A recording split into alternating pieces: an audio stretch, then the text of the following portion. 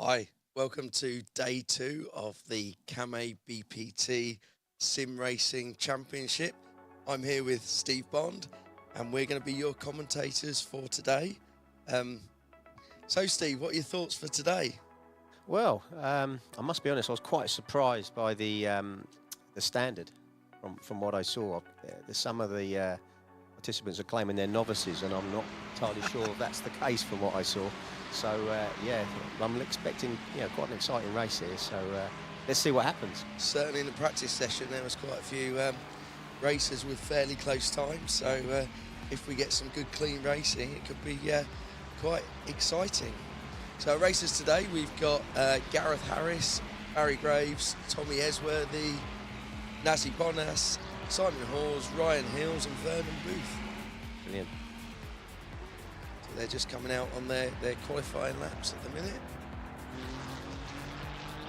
I think we're on Ryan, so Ryan showed good form up until now with his racing. Yeah, so yeah, but he has got a fair bit of experience, which is always good here. But yeah, I think naturally he's a very good driver, and has always shown that in any race that he's participated in. So yeah, I guess it should be the same day, but you never know. You never know. So what would your one tip for all of the drivers for today be, Steve, given that your previous pedigree in sim racing? Well, I wouldn't say pedigree, but I guess braking is key, dropping down the gears, keeping the line. If you can keep the line, great. But I think probably the thing I learned from yesterday the most is just keep it on the track. Very simple thing to do, or to say, I should say, but perhaps not as easy to do. So yeah, keep it on the track would be my thought there. Slow and steady wins the race. That's it. Stay out of trouble. That's it. Keep on the black stuff. There's Barry. There is Barry. The name saying Gareth. That is definitely not Gareth. No. Unless he's changed overnight. So we're not entirely sure what's happened here. But, oh, he's disappeared. Ah, there you go.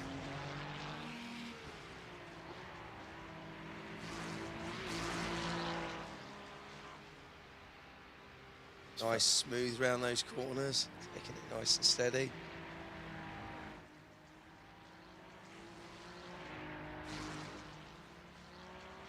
Here's Tommy. Now Tommy's put in some good times. He's had a bit of prior experience, and he's certainly shown that in the practice sessions. I think Tommy's going to be one to watch for this session today. Yeah, he said he had some experience at Silverstone, which was interesting on that. So hopefully he can carry that experience forward here at Donington. Certainly looking like a bright day for it at the Donington circuit. So this is the shorter circuit at the minute. So we're looking for lap times probably somewhere under 110. Yeah. Somewhere between 105 to 110.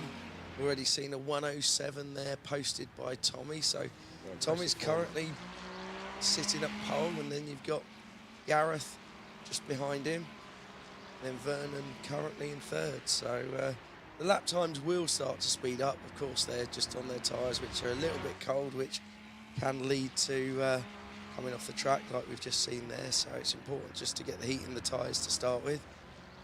It's also important just to bear in mind that you're qualifying. You need to stay on the track and have no incidents. Yeah, so very good advice, particularly for the driver that we've just seen in Simon Hawes, who has a bit of prior history for coming off the track. He does. And there he is pictured down bottom right, the rogues gallery of racing, some might say. No Laws Hawes, I think they named him a previous event, and I'm sure he's possibly going to carry that name forward to this event. A little bit of a hooligan at times, I'm afraid. Nice guy off the track, but quite competitive and aggressive on the track, and doesn't have an awful lot of regard for other drivers. So yeah, from a safety point, it's something he needs to sort of take on board, and hopefully no one gets hurt today.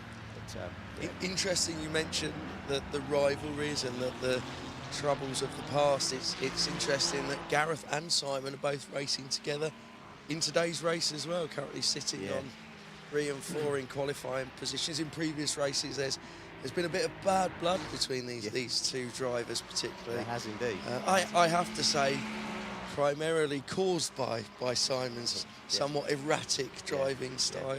Yes, yes, and here we have Nassi just in view, coming in at 5th. Posted a very good performance in the F1 car around this track. So yeah, I think he's going to start coming into his own. Ryan's just posted a 106.45. So yeah, I think he's got the tyres warm now. Exceptionally good times for the first few in qualifying. Tommy is right on his nose at just at 107 there. So that is looking good. Oh, and we've had a change again. So yeah, Nassi's just leapt over Vernon. Nassi said to me earlier he had a preference for the F1 car over these touring cars, and yeah, it's a shame that you can't choose your car. I said it's not quite like that. You are given what everyone else has. It's a standard car. It's trying to keep it competitive. So that looks like that was the end of the qualifying. So we've got Ryan Hills in pole, we've got Tommy Esworthy in 2nd, Gareth Harris 3rd, Nassi in 4th, Vernon in 5th. Oh, there you go, Simon and Barry hauling up the back of the lineup, which is quite an interesting place for them in racing terms. They're going to have a lot of cars in front of them, and yeah, that could be quite dangerous with Simon being so far back. Yeah, but he's had a stinker, Simon. He's got a lot of experience. I was quite surprised to see that. I would have had him further up, given that he's got a lot more experience than some of the guys on the track. So he's either having a bad day, or he's probably like normally he'll blame it on something else, mechanical issues or something. But yeah, I mean, let's see. He's always got an excuse for something. So we're currently on the outlap. So. See, all drivers should respect their grid positions as they come round. Etiquette. We've not always seen that happen, no. So hopefully that will be the case today, that everyone just stays in this nice steady formation through the chicane there. Oh, there you go. Already we've ended up with a car facing the wrong way round on the outlap. I've not seen that. I've not seen that Oh, before. look at that. I'm not. Oh, hang on. Who was that? Who's been spun? I've not seen that before. That's interesting.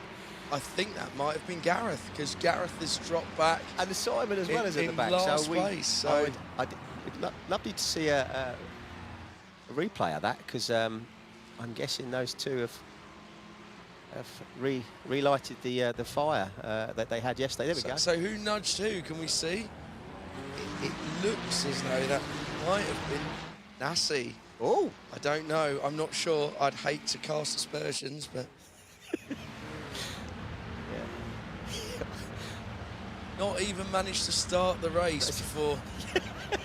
Never seen it in my life.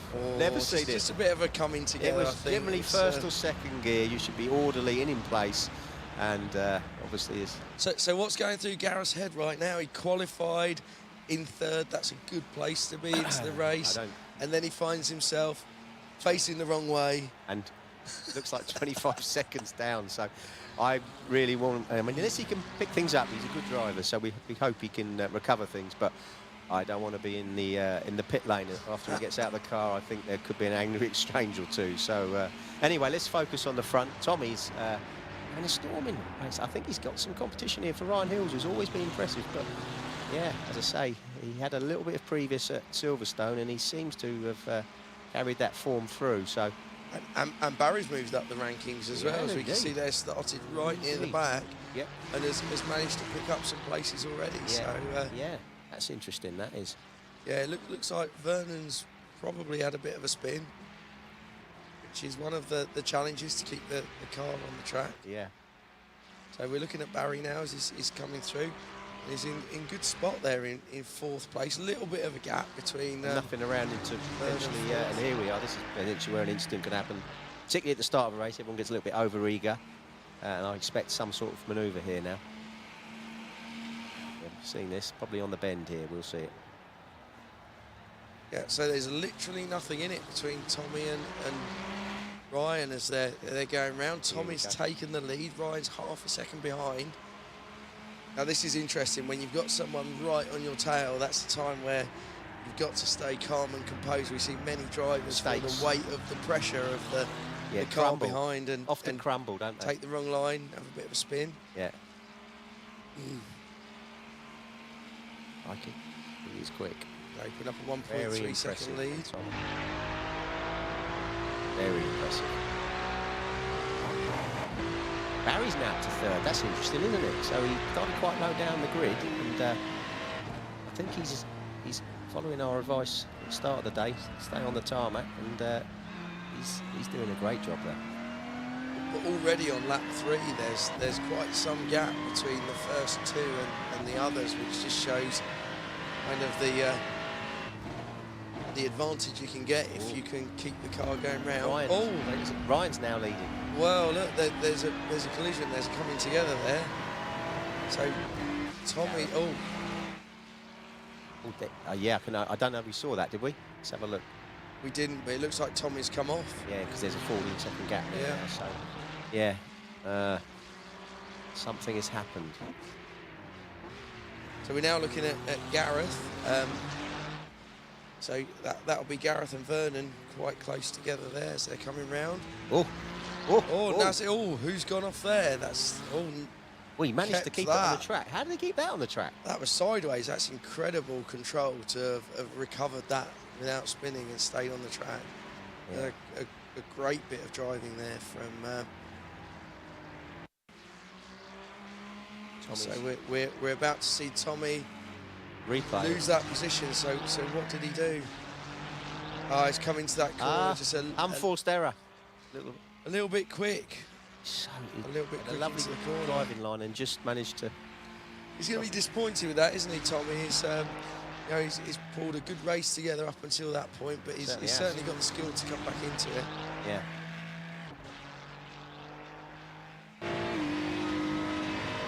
So we're now with car 7. Gareth is Some mud at the line back. there. So there we are. So he looks like he's going to pick up a place there. Yeah, Vernon's.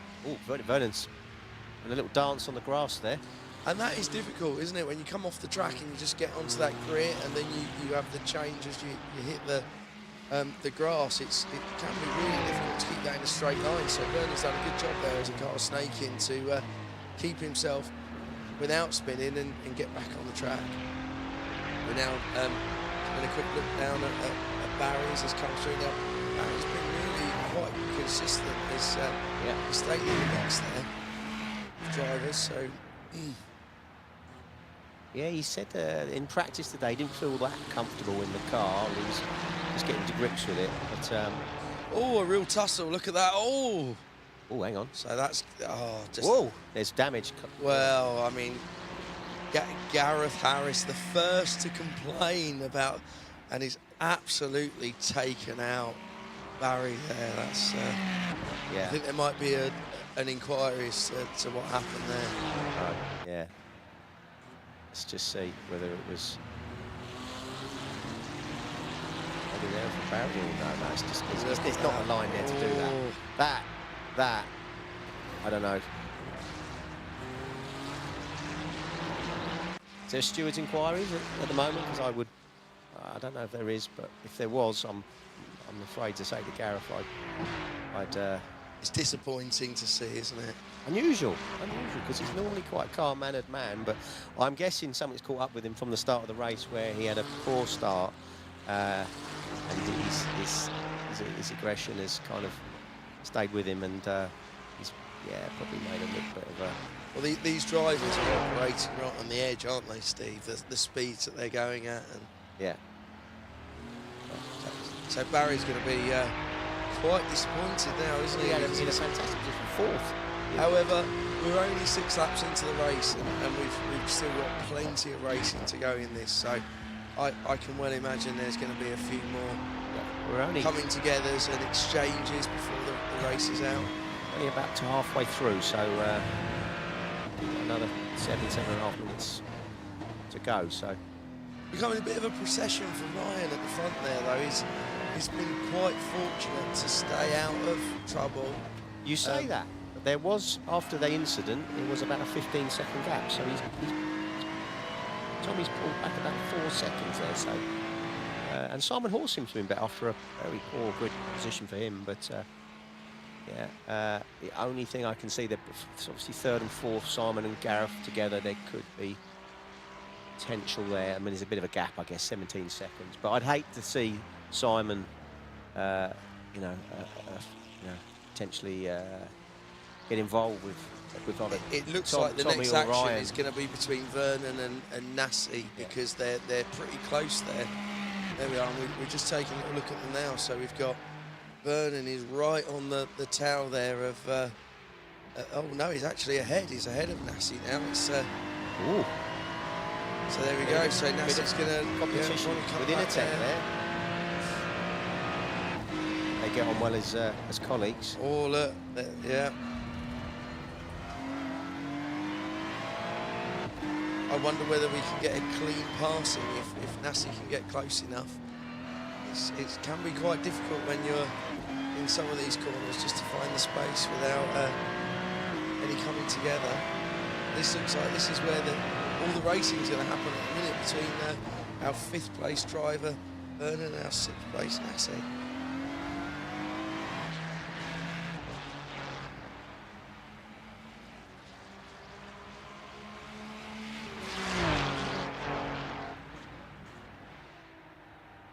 Gap now between Ryan and Tom at top, about 12 seconds, so it's kind of stayed level. And Simon Hawes has quietly moved up into 3rd place now with Gareth in 4th. So yeah, I can't imagine Gareth's going to want to stay behind Simon. That's quite a gap. Oh, we've had someone come off. So that's Nassi. Oh, Again, he's managed to keep it. You know, rather than spinning, he's kept his line. Where he came off, he's managed to pull it back on with. You can find that when there's someone ahead of you're really fighting to get closer and closer, and sometimes your view's a bit restricted with that car for your braking, and it can be quite difficult to not make a bit of an error or overdrive just to get into that overtaking position. So he's still in touch. So one of the tips I was given is if you try and follow the car in front, you'll end up mimicking them. So if you're looking at the car in front, so it's always a tip I try and take on board, but naturally you get pulled to the car and you probably go a little bit faster, and it's more a case of try and be sort of calculated and choose your opportunity to make the overtake, but it's easier said than done, I'm afraid. It's getting to near a second between Vernon and Nassi now, so it looks like that's we're just with Tommy now as well, so Tommy's got clear track in front of him, so he's going to be trying to hunt down that 13-second gap with Ryan. I think, you know,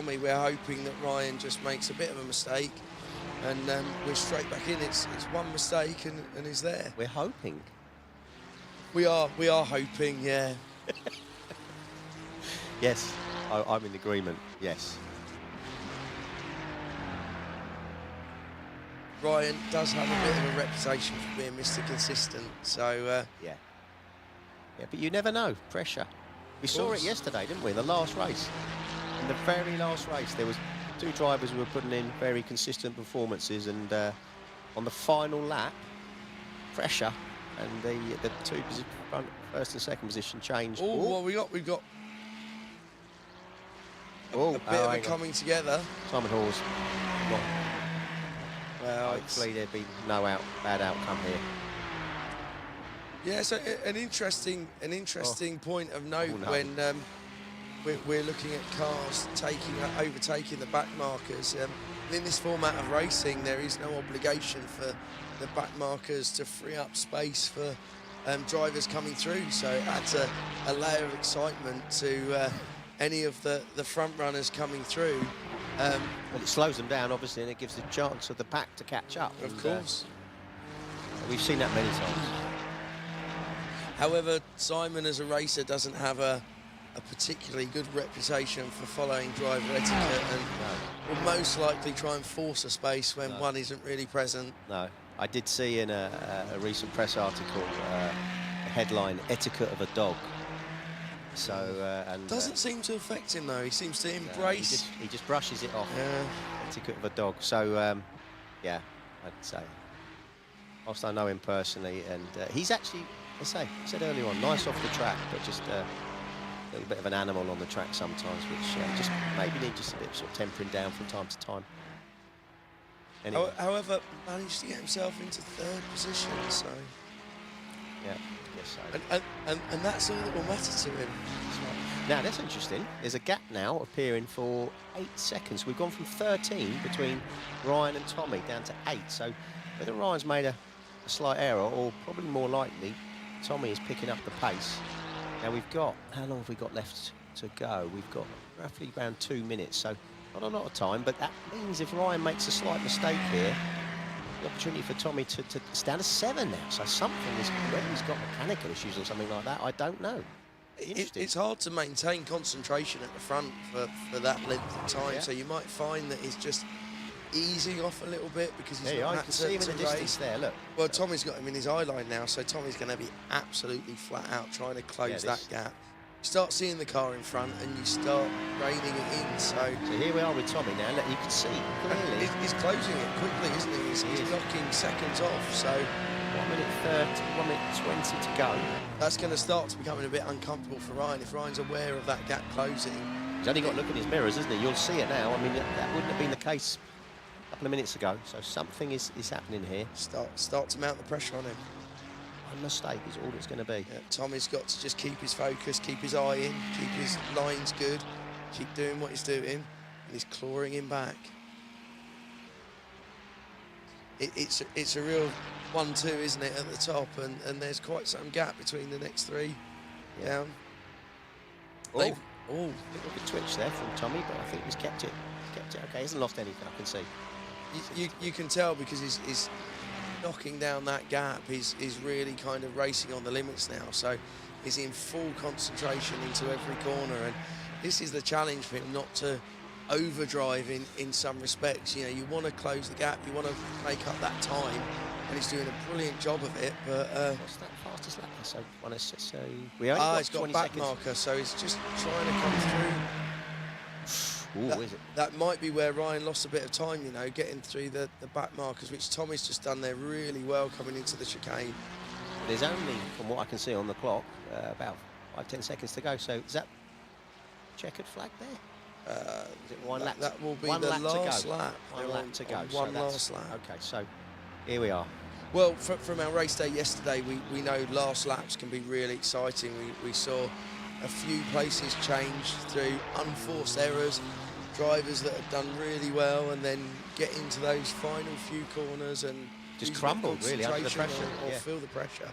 Yeah. So we're now down to 6 seconds. So certainly isn't all over. 5 seconds. It's I think Ryan's probably trying not to make a mistake, and that might well be his undoing if he's easing off a bit. Here we go.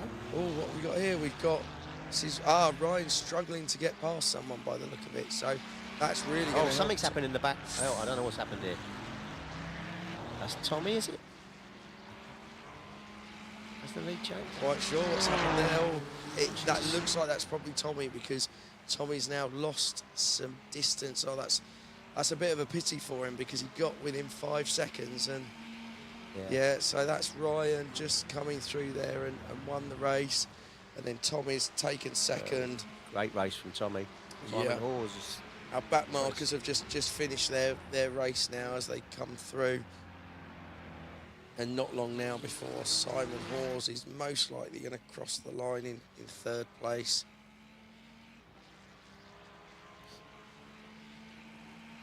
I think Simon will be quite gleeful to Gareth that he's posted ahead of him. Yeah. I'd expect to hear the end of that one. Right, and then we've got Gareth coming through. Vernon still, so probably a little bit too late for any more action as Gareth comes through the chicane and crosses the finish line. There we go. Finish line. So we just need to see Vernon. And here he comes now, nice and clean through that final chicane, and crosses the line to be our 5th place driver. So well done to all the drivers there. It was quite an exciting race, lots happening. Ryan certainly benefited from staying out of it for a large part of the race, but that brings an end to the first race of today's championships. Certainly does.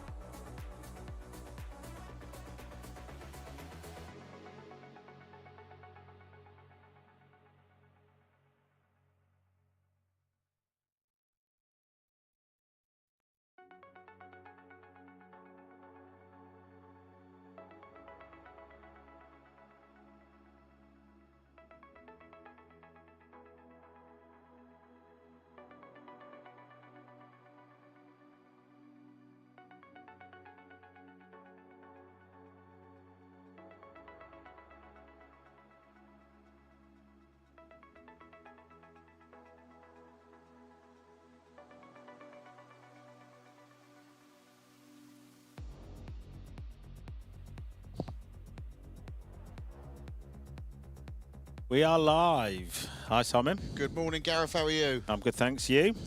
I'm looking forward to an exciting day of racing today. Yeah, it promises to be a spectacle to behold. We're just out on the practice laps at the moment. Ooh. It looks like they've gone into the pit, so they're Here we go. getting ready for qualifying. So we have Team 1 in the Came livery is Steve Bond. Came BPT, Charles Just. Came Ireland, Mark Kurland. Came Ozak, Kieran Harrod. Came MKT is Gavin Cox, Came Entratech, your partner, Dan Wood. my boy. And Came KNS, Mark Lavery. So, we've there's got a a spin spin-off. early There's a doors. spin early doors. I believe that's Mark Lavery. That's my partner in crime. Drive it much like you do. He did promise to keep it on the track, so he's already going against it. But he's recovering and he's going to carry on. So I'll be looking to set some times now.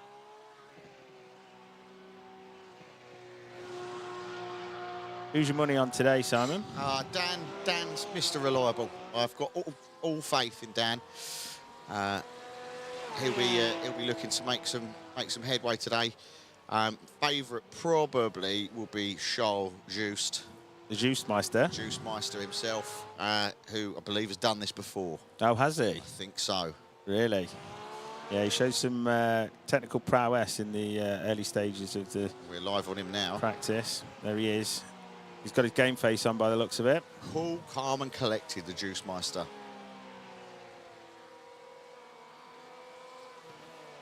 Yeah, nice and smooth through there. He's just looking to get a time on the board at this stage.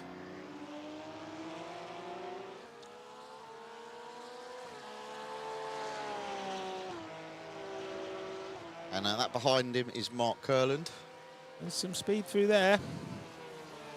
We've got to be careful because the tyres won't be warm yet, Gaz. Oh, Kieran Harrod now. Right, He's one you got to watch. You have to watch Kieran.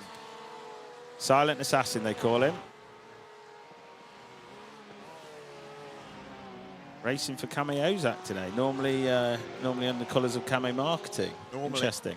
In everyday use, yes. But he is a rogue on the racetrack. I see Dan Wood in the background there, just had a bit of a spin. Get it out of the way now, Dan. It's fine, mate. Here we go. He's back on track. Back on track in the grey. We're on board with Kurland. Unsurprisingly, we've not seen much of Steve Bond yet, Mark. Gareth. That's Mark, I'm That's Gareth. Mark. Just realised he's racing. Kieran Harrod. Dan Wood. There's only been one time set so far, and that is Mark Kurland. Mark Kurland. Well, get one on the board. That's the first battle. There's Gavin Cox. There's Gav.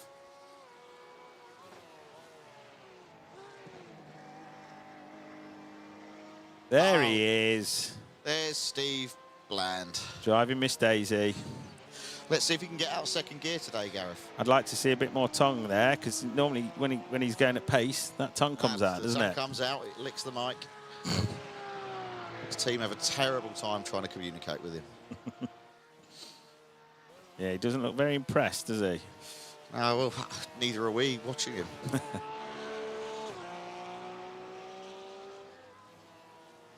Yeah, I mean, there's not a lot of speed going No, through he's there, very is there? slow. Somebody passed him on the motorway, you know, on the way up here, doing 50 miles an hour. Well, that's unsurprising. Yeah. But he has posted a lap time, He's put one on the board. albeit 10 whole seconds slower. 10 seconds slower than Mark Kurland.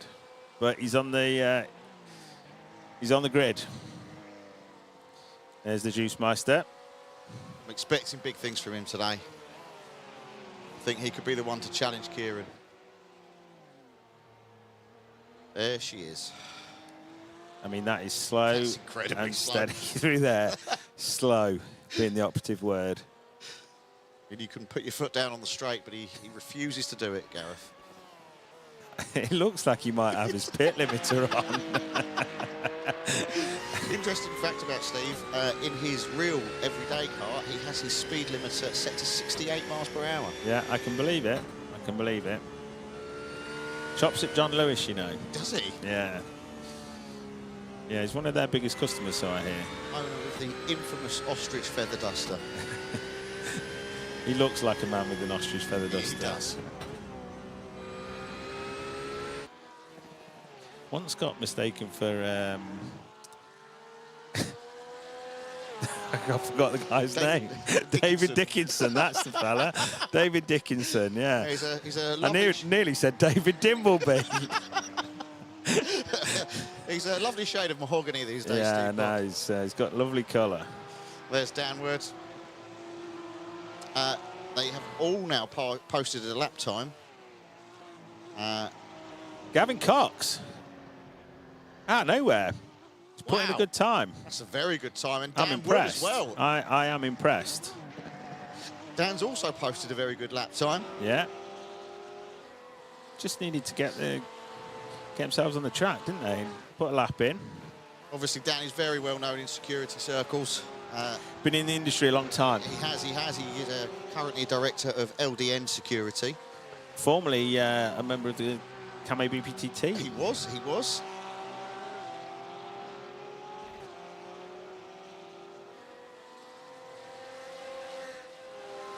Yeah, he's looking pretty promising here. I've got high hopes for him. Currently the third fastest lap. Ooh, bit untidy there, bit untidy. That's all right. You've already posted. Oh, Mark Cullens just jumped. Oh, Charles just come in. There we go. There's the Juice 0.3 of a Meister. second. Oh, 0.3 of a second off the leader. There's Juice Meister in action. Yeah, he's just a bit untidy through there. I think he might be trying to push it too hard. There's Steve Bond. It's going to be a long day for him, Gareth. It's been a long 2 days for him. His skill set lies in other places. Yeah, absolutely. In fairness. He lacks the upper body strength to handle the steering wheel effectively, Gareth. You would think he got the physique of a race driver, to be fair. His power's all in the legs, unfortunately, for him. Who's this? Mr. Kurland. It's currently the fastest lap time at 1:07. Yeah, he's on point again, 107.8. Nearly posting exactly the same time. So consistency is the thing for Mark. Here's my man, Mr. Lavery.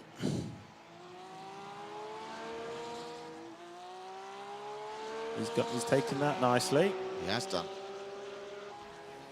He's got some speed through there. Now there's a bit of warmth in the tyres. It's Lap times are starting to get a little bit quicker. They are. A bit more consistency from everyone. Oh, right. Right, we'll be away and racing soon. It appears that the qualifying is over. We're at Donington Park.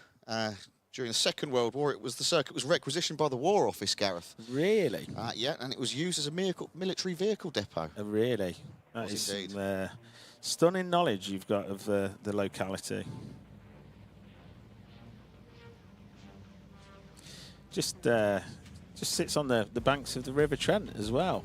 Yeah, an important river for agriculture as well. So we have Mark Kurland setting off in pole with Charles Just in second, Kieran Harrod third, Gavin Cox fourth, Dan Wood fifth, Steve Bond in sixth, and Mark Lavery in seventh. Many thought that the Justmeister would have been taking pole in I think there's qualifying. I do wonder whether there'll be some action in the early stages behind the safety car, Gareth. What we would like to see here is everybody get off the mark without any rubbing. Yeah. Because in the previous race we saw some antics, shall we say. There was quite a lot of rubbing in the previous race, but let's hope we can put that behind us. Here we are on board with Mr. Just. He looks composed. Does in that iRacing helmet. And they're very well behaved. Very behind the well safety car. behaved. Impeccable. This is what we like to see. Clean racing. Yeah. Not something that you'd necessarily be aware of, Simon. Well, there's still a bit of bitterness from you, Gareth. Yeah, I'm just saying, you know, facts are lot, facts. unfortunately. And the safety car's in. Green flag is on its way. Red and green, and off we go. We are go, go, go at Donington. And Mark Kurland obviously leading the pack. All very tidy through there. That's what we want to see. Everybody get through the first corner. That's it. They've got to remember the tyres won't be fully warm yet, Gareth. Mark is he's already getting out in front. There's my boy. All very tidy from everybody. That's great to see. Mark Lavery.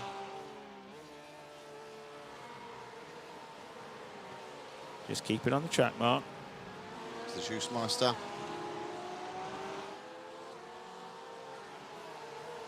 Well, it looks like there's going to be a little battle there between third and fourth. Oi! And Mr. Bond. Mr. Bond has come off. He will be furious. 001, not 007, I would say. Yes. There's Kieran Harrod in third. Ooh. Oh, someone span out. That's Gavin Cox. He's done well to keep it on the track. Well avoided there by Dan Wood. Well done, Dan. He's moved his way up to fourth with that manoeuvre. It's that final hairpin that it just catches everybody out, doesn't it? It does, it does. You go into Oh, that too Kieran's fast. take. Oh, was that was the Juicemeister actually? I think. I think he might have taken that corner a little too fast, Gareth. So Mark Kurland's set a 110. That's the score to beat so far. I feel like Let's hope someone can catch him because we don't want him winning. he's put a bit of a gap in there. Kieran's Mr. Reliable. We can't see him coming off much today. Yeah. And there's Dan. Come on, Dan. Very controlled as he enters the corner. They're all pretty close though. Gavin Cox. There's only 22 seconds between first and seventh. And there's Mr. Bond coming up the rear. Holding up the pack.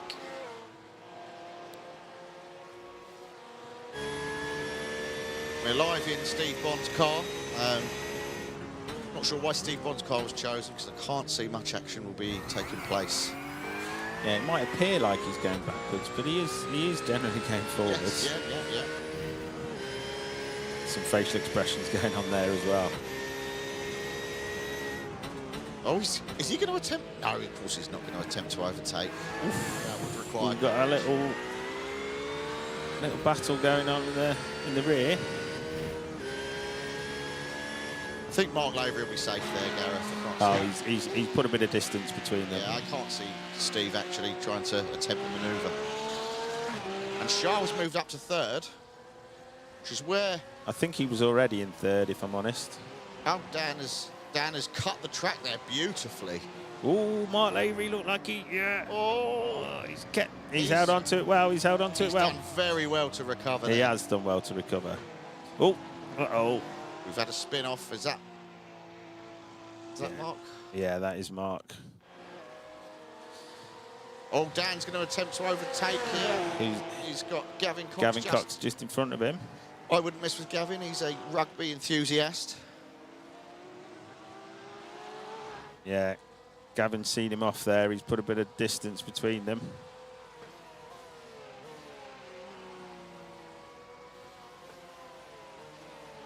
So Mark Cullen's just set 107.6.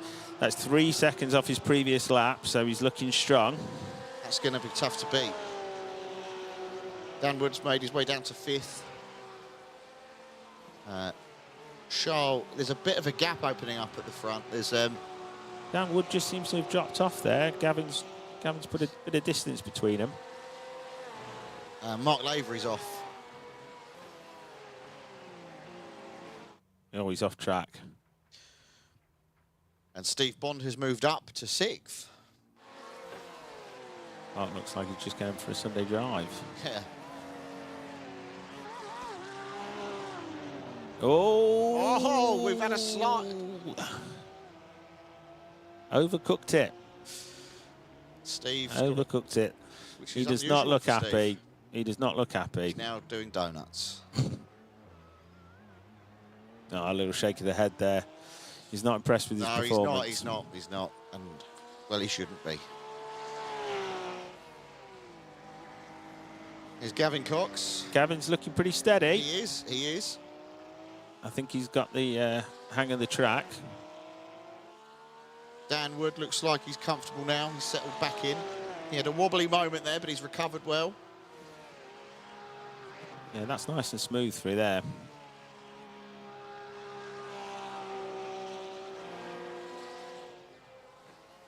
Mark Curlin has a 9-second lead now in front. The race is his, unless he makes a mistake. We've got to hope. We've got to hope for a mistake there. Yeah, it looks like he's just lapped Mark Lavery. Kieran's nowhere to be seen. There he is. Off printing some brochures. Although, let's hope there's no typos. He has just posted a 1:08 lap time, though. Yeah, he's closing in. Juice Meister. I had him down as one of the favourites before the start, but he's quite a way behind the leaders now. Yeah, it's going to be difficult for him to bring that time in. I can see that 3rd, 4th and 5th could become a bit of a battle in the middle of the pack. They're all pretty close together. Steve's just happy, trundling along. Just doing his thing. Mark Lavery taking the corner well. And Ooh. we've shut the Juice Meister's off. The Juice Meister is off. Now that could impact his position on the podium. We're going to have a look at it again. It's come down. Oh, he's just overcooked it. Just slightly overcooked it. Done that myself. It's very frustrating for you when that happens, but he's recovering it well. Has he Sure, slipped he'll down? make his way back. He has. He's slipped down to 5th. And Dan Wood in the Kamei Entratec car has. I think the Juice Meister's struggling to get back on the track. This is a problem. Once you've gone off, you need to clear your head, put it behind you, Yep. move forward. We're now moving forward live with Steve. Slightly. Seems to have got some pace up down there. He has. He's biting that bottom lip. He's going to. He means business. That is Charles Just in front of him, which is his customer. This could get nasty if he attempts an overtaking. Could be awkward, this. In truth, I don't think I've ever seen Steve overtake. I don't think he had the courage to do it. Yeah. No. No, he had the opportunity there, Gareth, but he lacked the courage and mental fortitude to take it. One wonders whether these two might have been better meeting on the golf course. Yes, I believe they would. And talking of Wood, Dan Wood has moved up to 3rd. Oh, Gavin Cox has had a spin. Be nice to see that one again, just to see what happened. Dan will be looking to consolidate 3rd place. He's just overcooked it. Oh, it's the back end has spun out. Back end. And Dan Wood has taken full advantage of that and jumped up into 3rd, so he's in a podium spot. He is, just like I finished in the last race. We'll be pleased with that finish if he can maintain it. Ooh, And Mr. Bond. Steve Bond has come off. Absolutely no pressure. Crumbles under no pressure. Yeah. Unsurprising. I think that cements his place in 6th, I would say. I think he's about to get lapped now as well. Ooh, this is awkward. This is awkward. Steve could make it difficult for Mark here, but I don't believe he will. And there we go. He's made it less than difficult, I would say. His refusal to put his foot down has cost him another. Has cost him a Mark, lap. look at Mark's face. Concentration. Smooth, steady, cool, calm and collected. Mr. Kurland.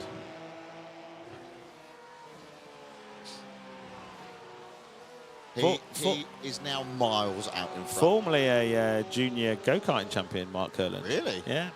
Yeah. He's the longest serving Kamei employee. I'm not sure that that's true.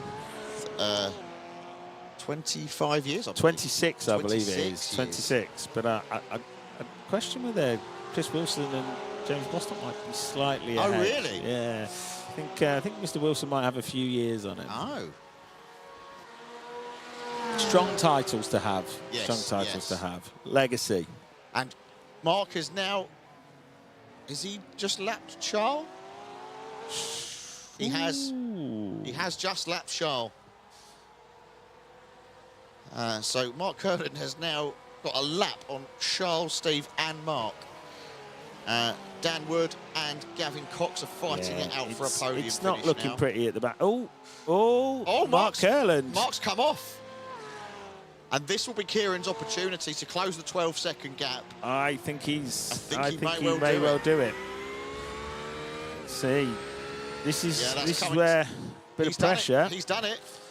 Oh, Mark will be absolutely He's done livid. it. He Kieran will has- be livid. Kieran has overtaken Mark. Oh, and in trying to get himself back on track, Oh, he's lost it. Absolutely shanked it. Mark has crumbled under the pressure. He couldn't handle it. That is the face of a man who is not happy. Yeah, no, he'll be thoroughly unimpressed with that. A little wry smile. Steve Bond has just overtaken Charles. Oh, I've just said Charles is off track, that's why. Wow. It was Mark's to lose. It and was. he appears to have lost it. Kieran, Mr. Consistency, has just kept it on the track, kept doing his thing. You have to say that Gavin and Dan have both driven an extraordinary race. They are third and fourth, respectively. They'll be happy with that, all things considered. Here's Gavin. Had a little bit of a blip mid-race, but his performance generally throughout the race has been pretty good. It has. He's set a 109.3 lap time, which is third best, I believe.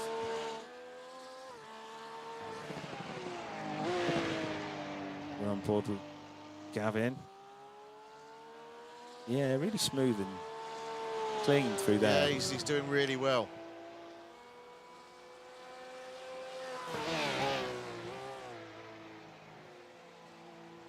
Oh, that's beautifully taken. Love the way he's done that. That is beautiful. And he will have gained some seconds on Dan Wood in front of him with that manoeuvre. He was telling me last night he likes to use an e-scooter. Yes, yes. So normally used to 2 wheels rather than 4, but he seems to have performed quite well today. He plays a very high level of rugby, Gareth. He was no stranger to pressure. And there's Dan Wood in third.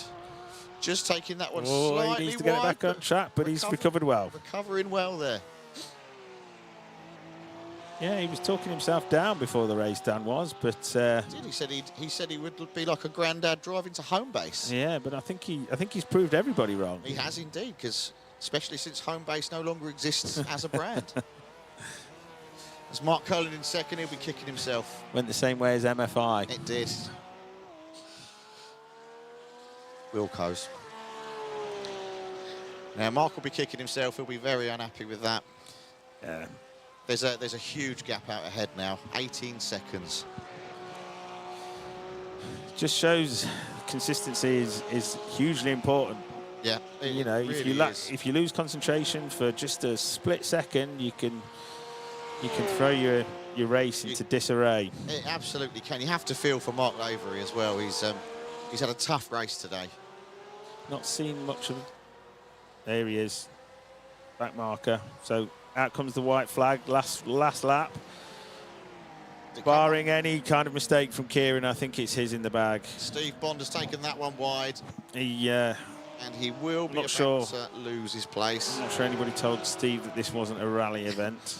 And he's been overtaken.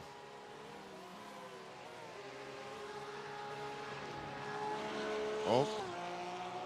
So that is confirmed.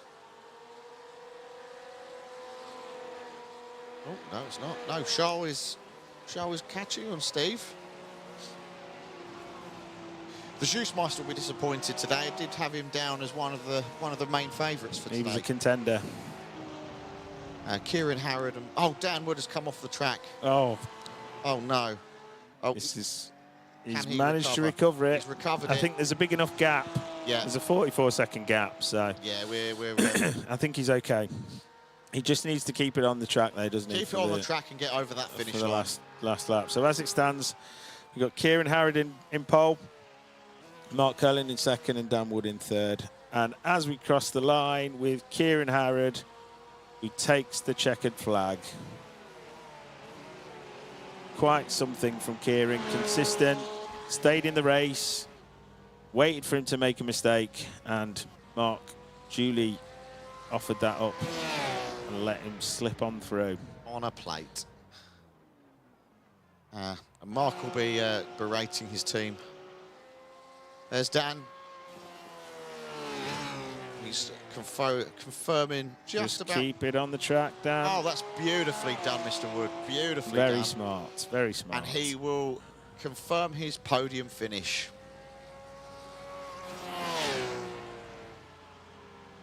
Here comes Gavin Cox, who's also been pretty consistent. Strong throughout race, this race. strong race. Couple of blips, but he'll be happy with his performance. He's got points on the board. That's all he's looking for. I don't really understand what Steve has been looking for this race. It's certainly not to win anything. I'm not sure he's... Oh! Steve! Steve Bond has nudged Charles. I would imagine there'll be a discussion about that in Parc Ferme. That might signal Charles' willingness to move over to the South Central region, Gareth. So they're still slugging it out. Unbelievable manoeuvre from Steve Bond. Well, what a race. Yeah. It was thoroughly interesting. More to come. Join us this afternoon when we're live At Apex Racing.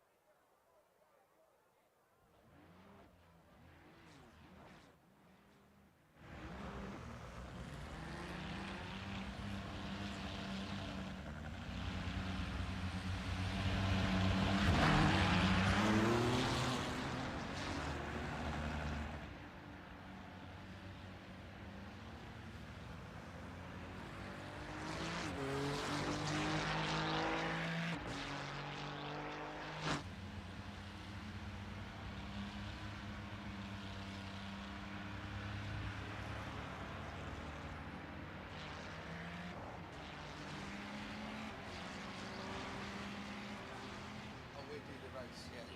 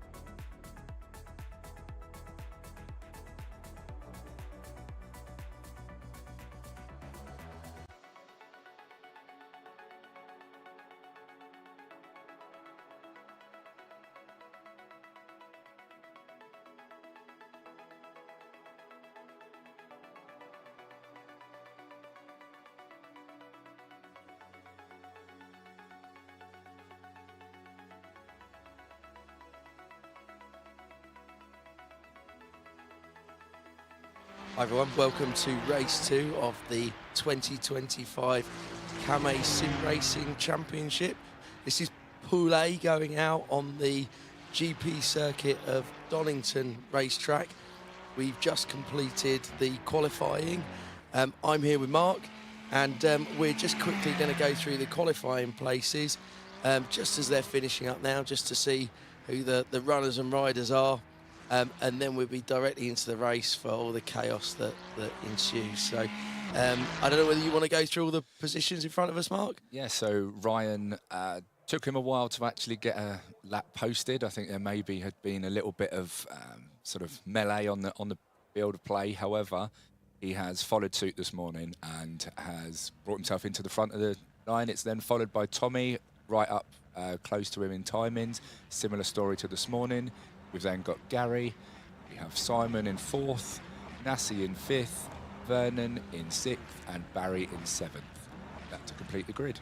Perfect. I think it's fair to say that Ryan and Tommy have both been fighting it out there at the front, and it's really no surprise to see them back there in this race. Would you agree, Mark?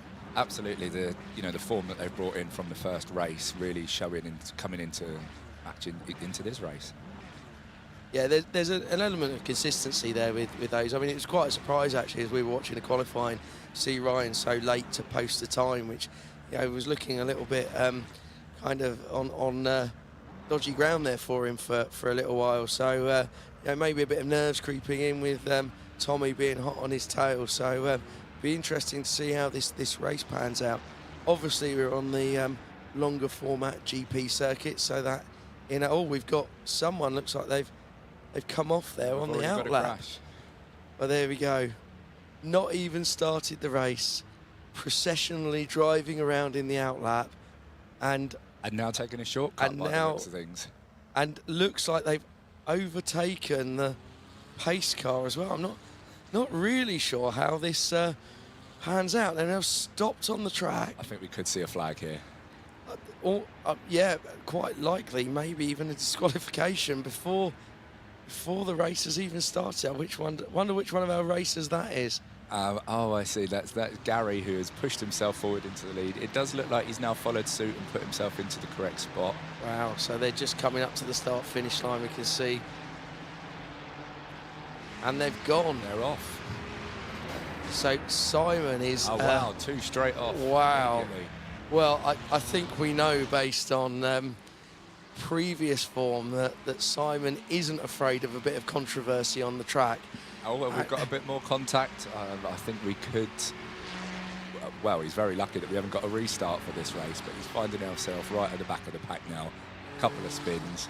I think we might say justifiably so. I would say so too. I tend to agree. I mean, I'm not quite sure what happened there, but Ryan clearly had the racing line, and Simon just came straight across him and guided him off the track. So it looks like Ryan has managed to stay at the front, and Simon is now rightfully holding up the back of the pack. There may or may not have been some rumours from the pit lane that Simon may have had his eyes on some of those front runners in the pack, and we do know that he has got history of some dirty tactics, so the stewards might have to have a little bit of a look into that post-race. Yeah, I think kind of dirty tactics are his go-to in any race format. So, yeah, so that will make things interesting, because if Simon's coming up the rear, I wouldn't really fancy being anyone in front of him. Absolutely not, I think. And Tommy, actually, to be fair, after a strong start this morning, has found himself just one place in front. I think it was Tommy that was on the receiving end of Simon's dirty tactics there. It does seem that was the case, yeah. And sadly, that seems to have only paved the way for Ryan out in the front. Vernon's on his tail. 8 seconds is quite a lot as early into lap 2, though, to try and make up, particularly as we know Ryan is a bit of a machine when it comes to consistency. Mr. Consistency, indeed.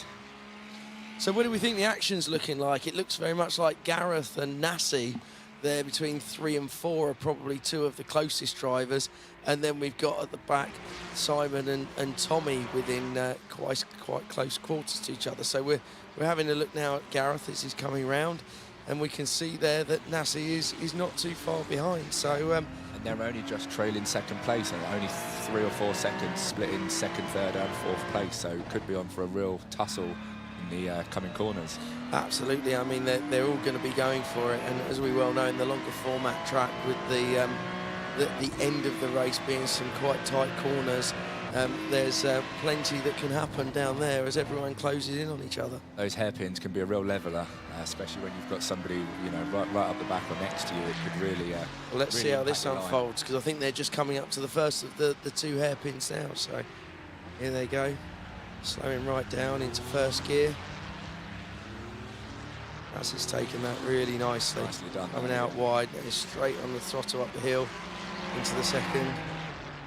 He's made up a bit of time there on third place with that smooth corner in. Well, they've all done that particularly neatly. There's often a mistake there when people feel under a little bit of pressure when you've got drivers in front and behind you. We have got a little bit of a flag of off track. But Barry there is struggling back in 5th place. Had a little bit of, there we go. Oh. We've got some action here. And that's Nazi. Nazi's come off. I don't know if there was any contact there or whether that was unforced error, but he's definitely harmed his place on the grid there. And he's got someone coming straight behind him, so that's Barry coming up behind him. Luckily, there was enough space for Nazi to get on the gas and Barry not to just go straight into him as he came around the corner. But that's tightened things up a little bit down there. Really damaged his hopes for a podium finish. I mean, he's now 13 seconds behind 3rd place, which, bearing in mind, before that slip up, he was 3 seconds behind second. That's really hurt him. And it looks like Tommy is latched on to the back markers there, so he's down in 6th, but he's right on Barry's tail, and knowing the way Tommy races, he's going to want to get past there quite quickly and then on to the next one. Driver of his quality, you would expect he'll be looking to make a move any minute now. Well, particularly with the callous way. Oh, I was going to say the callous way Tommy was taken off the track, but commentators curse, and he's been the aggressor in that little melee. Giving out a bit of the medicine he's already had to take from Simon earlier on. Absolutely. So that's Barry on the receiving end of that. And he doesn't look happy about it. Absolutely. So it does look like Ryan, you know, following suit from this morning, he's just pulling a slightly further gap from 2nd place. It's now 14 seconds. He's got the clear air behind him. So if he can keep the consistency from this morning, it does look like he could be in the same sort of spot. But there is a lot of racing still to go. There is. We're only into lap 4, so yeah, let's hope Ryan gets involved in a bit of something to make more of a race of this, because no one wants to see someone out that far in front of the rest of the pack. However, in saying that, there's definitely a lot of excitement happening between 2nd and 3rd, and then down at that 4th, 5th and 6th. Tommy is now moved up because Barry's dropped right back, so Tommy is now right on the tails of Nassi. And it looks as though we've got something going on between Gareth and Vernon.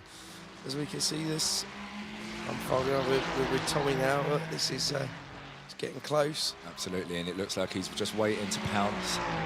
Nassi really holding him off well. Could this be the corner? No, biding his time. So we're down into the hairpins now. See how they cope with this. Let's see if Nassi can cope with the pressure of having somebody right up in his rearview mirror. Yeah, Tom is going to be applying as much pressure as possible to him now as they come into these corners. He's going to want Nassi to know that he's right on top of him, trying to detract his eye line into the rearview mirror instead of the track. Sitting in the Trying to force a slipstream, mistake. just keeping the clean air from that slipstream. I think he's really good tactics there from Tommy. So far, good composure from Nassi, though, is not all. Oh, we have a bit of contact here. Then we've got two off. Both of them. We've got 2 off. We've got Vernon and Gareth. Is that off?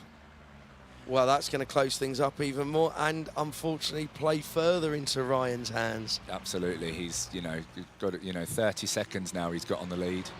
I mean, there's literally now not a lot in it from 2nd down to 5th. Absolutely. What have we got? Less than a second in it, second and a half in it between second and fifth. So we've got some real exciting corners on the way up.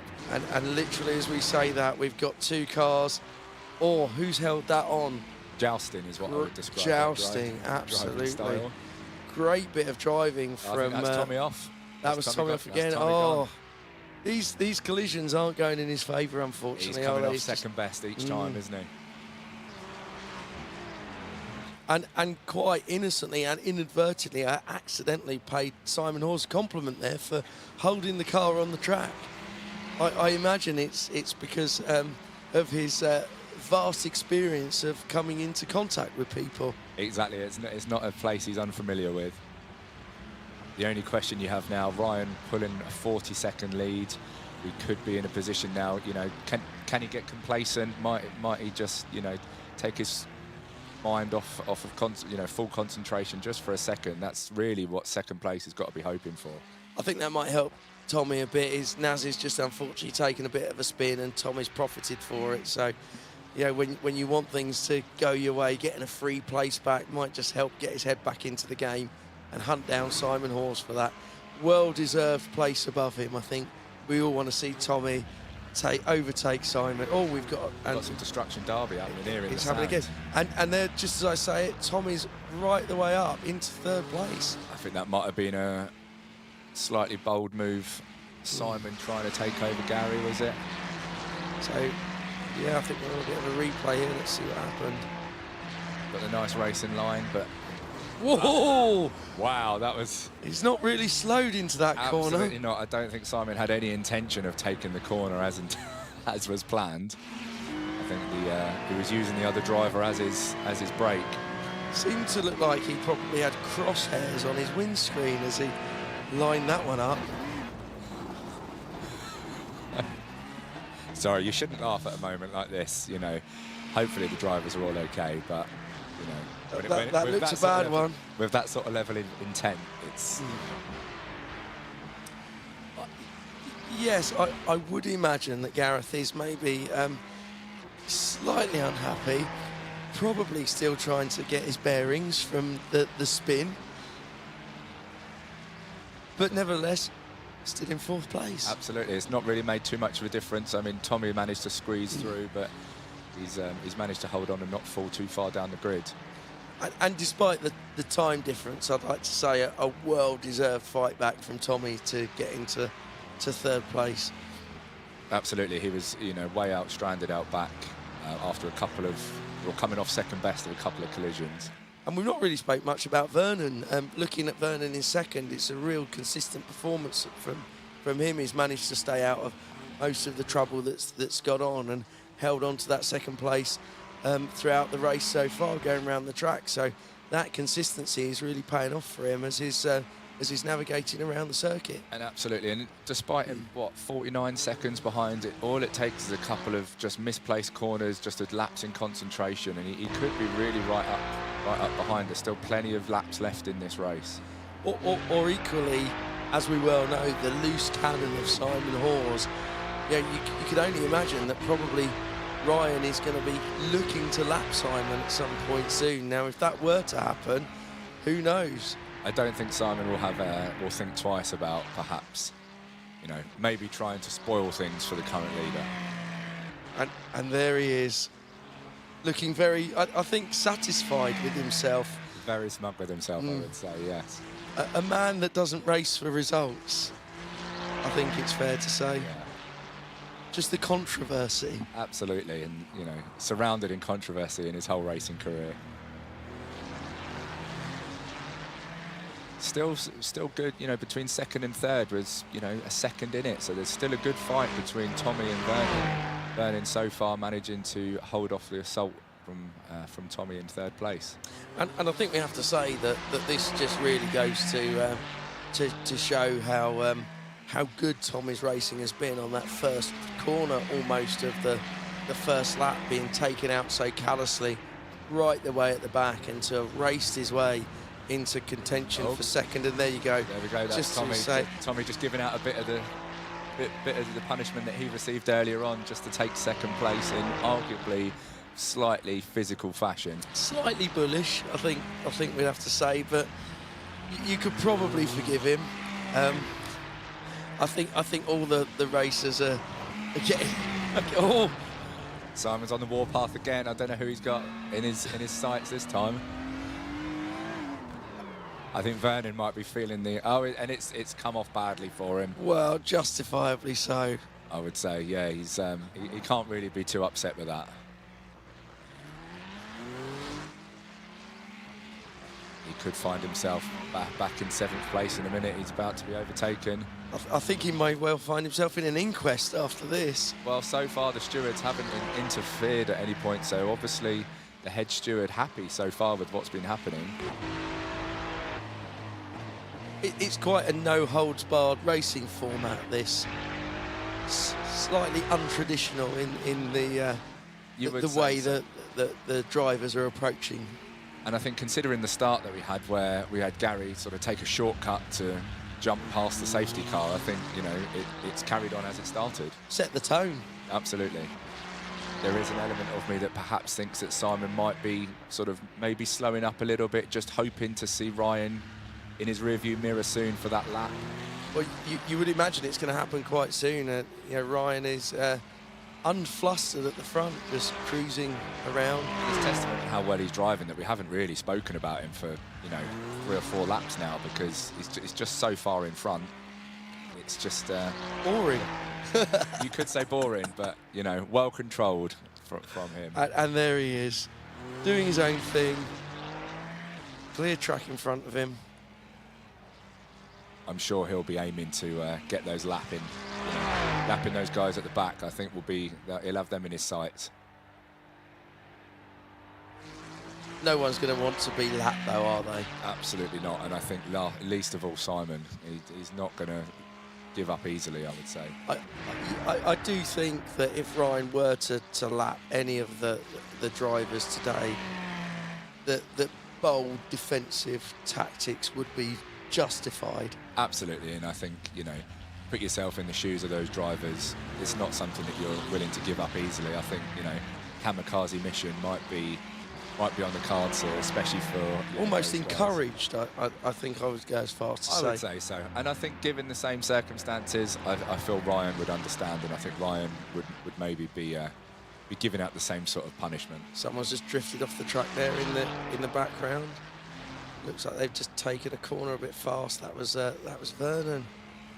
So I think curse of the commentator, Vernon's race was very consistent, and just in these last few laps he's seen himself go from second, just drifting down, and there you go, he's just got a place back from Nassi. Yeah. So they're quite close for Vernon and Nassi there, a couple of seconds in between them, so that's looks like where some of the action's happening, but then further down it's similar gap between Simon and Barry. Yeah, absolutely, and you know, 4th to 7th, it's really could be hotting up in the next kind of few corners. It looks like Ryan's just won the race. Oh wow, that's already done. That's you know, incredible drive from him. Really, you know, you can't really take that away from him. He's breezed through. Perhaps some of it, you know, Tommy, we thought might maybe be able to put a bit more pressure on him, but you know, a bit of skullduggery earlier on in the race has put him out of contention, really. Such a shame, because, you know, fighting his way back from the back, and obviously in previous race performance that we've seen of Tommy, it's clear he's got it in him to, you know, to take Ryan on and beat Ryan, but sometimes the race just doesn't go your way with the other drivers on the track. And that's the way he's found it today. It's, you know, it is such a shame. But, you know, there is another race yet, and, you know, perhaps racing for pride today if Ryan has another consistent performance. But so that's 1, 2, 3 over the finish line. We've got Ryan followed by Tommy and then Gareth, and then we're just Vernon's shortly coming up. There we are. Vernon's just completed his race, and we can hear the boos ringing out from the crowd as Simon Horse crosses the finish line, and there's Barry. You might find that Tommy has a few choice words for Simon in the pit lane after the race. I would imagine so. All but ended his chances. And there we are, the race finishes with Nassi just completing the race. So that brings us to race conclusion. I think we can all agree the race was full of events. High excitement, high octane, thrilling. It was excellent. Other than the race for the lead, because that was pretty boring. That bit. Well, thanks for joining me, Mark, and that's us. Pleasure's all mine. Thank you very much.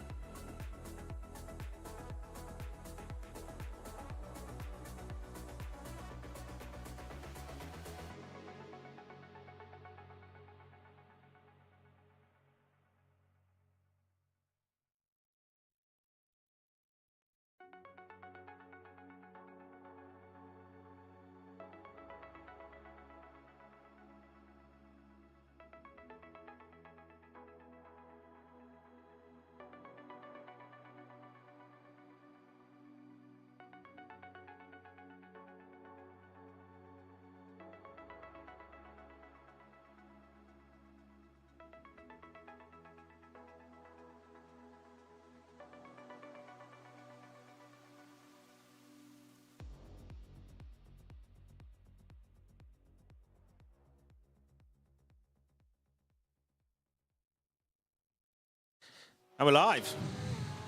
Gareth, how are you? Just trying to decompress after the last race. Yeah, you certainly wore your dinner during that race. I certainly did. Blindsided. Some antics. There was some antics, Some unfortunately. serious antics going on in the last race. There were some temptations that couldn't be avoided.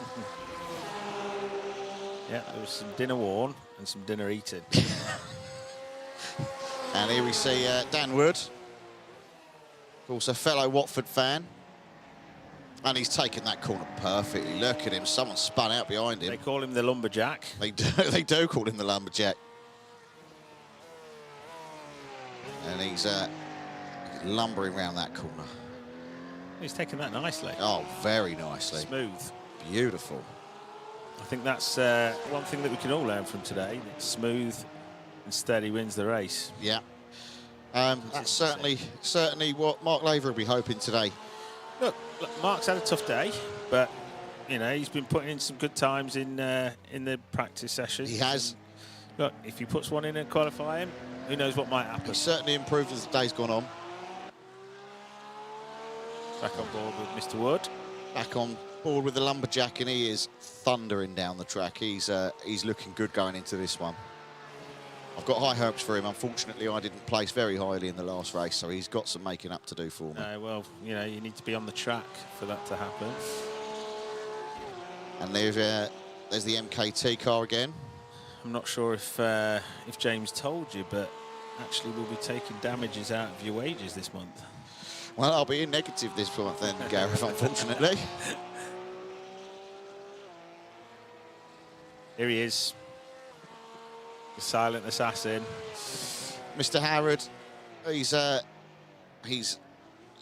to do extremely well again, I think, unfortunately. He just stays on the track. Where you have Steve Bond, who is a catalogue man. Yep. Kieran is the catalogue man. Both of them racing together, but it's not much of a match-up, unfortunately. And there we are, speak of the devil. Double O Bland. There's Steve Bland as he makes his boring way down the track. Tootling along. Let's see how he takes this corner. Slow and steady, very, very well, actually. In reverse, by the way. Yeah. He managed to get into third gear in the last race by the end. Still chasing the elusive fourth gear. And he's taken that hairpin very well. It suits him because you have to go extremely slow around that corner. Yeah. He's just going normal speed. Yeah. And there's the look of concentration on his face there. He'll be pleased with that, though. Always looks like he's got heartburn. He does, but he's just posted the quickest lap so far at 1:39. He must have been first over the line. He's 1:39. We've got 3 times posted so far. Mark Lavery's Mark posted. Lavery in second. Go on, Mark. And then the silent assassin in third with 1:41 so far. He'll just be warming those tyres. He will. Kieran. He's a very conscious man. Go on, Mark. We're on board with the Lavery, and he looks very calm, doesn't he? Yeah, I feel this might be his race. Yeah. But we get to see the Juicemeister. He does not. There's some. Don't get caught up in that, Mark. Don't get caught up in it. No need for it. No need for it. Bit of rubbernecking. There's no need for rubbing. Here is the Juicemeister. Here he is. He's got a point to prove going into this one, Gareth. Watched him doing a few practice laps in the F1 car, and well, he's got some talent. He does. He just needs to improve his concentration. Put a 53 in on the Wow. AMG. And Dan Wood has just posted the second fastest lap time of 1:36. Go on, the boy. It didn't take long for Steve to get knocked off his perch. It really didn't. Mark Curl and Dan Wood have both knocked him off already. He'll be tooting his way down to John Lewis before you know it. He will. And there's Mr. Wood. I'm not sure I like the antics that I just saw going on with Mark Lavery. I'm very impressed with those antics, actually, Gareth. You know, Mark's having a tough enough time. He doesn't need to be pushed off the track. He's calm and collected now, though. He's made He's it. got himself back up. He's got himself Looking back strong. on. And he's taken that corner brilliantly. Mark Curlin's just posted a 134.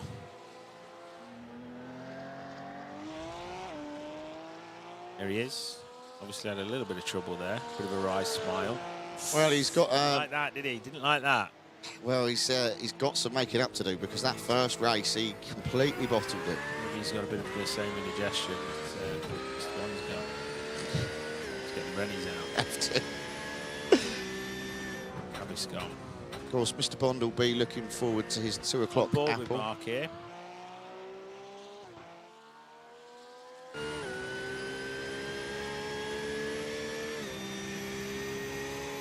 Nice. That's well taken. Nice. He's gone a bit too slow around that one. Can they. Gavin Cox and the Juicemeister still haven't posted a lap time. Coxey. Cox, he's not posted a time yet. Maybe he's having some. Here he is. He's just coming up. Here he He's gonna is. Post one now. What's he posted? He's posted. Oh, he's posted a remarkable time, 1:34. And Charles Just has pipped him. Oh, there's some laps being put in now. That's too many numbers after the decimal point. Can't tell how quick that was. We have all now posted a time. Unfortunately, those early numbers posted by Bond and Lavery, unfortunately, have slipped down the pecking order. So They have. It's going to be tight. Coxey and the Juicemeister will be right up together this they'll time. be pleased. They will be pleased. They've just got to keep it on track. Don't get involved in any of that shenanigan business. No shenanigans. Not long left now. 10 seconds. 8, 7, 6, 5, 4, 3, 2, and 1. And that's qualifying over, ladies and gentlemen. So we've got our grid sorted. Soon to go live to the grid. It's Mark Kurland in first, Charles Just in second, Gavin Cox in third, Dan Wood in fourth, Steve Bland in fifth, Kieran Harrod in sixth, and Mark Lavery in seventh position. So, who's your money on? I'm going to go for the Juicemeister on this one. Juicemeister. I think he's going to come into this one. Look, they've just got to make sure they get round this this first bit without any rubbing. Yeah. You don't want to see anyone being taken off the track behind the safety car. No. As happened in the previous race. It did, unfortunately, it did. Which was a shame because it, put a bit of a dampener on it for some. For others, it made it quite entertaining, but I can see where your mind would be. But we've got some good behaviour. That's the bit that I just nipped through there. We've got some good behaviour on the grid. Yeah, well, that's what we want to see. We want to see a good, clean, fair race. There's a bit of snaking. There's only one snake here, Simon. And he bit you.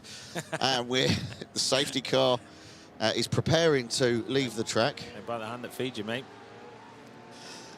P45.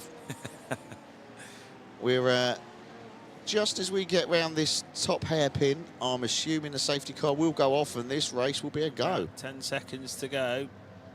I think safety car is in. Green flag. And we're away. And it's live.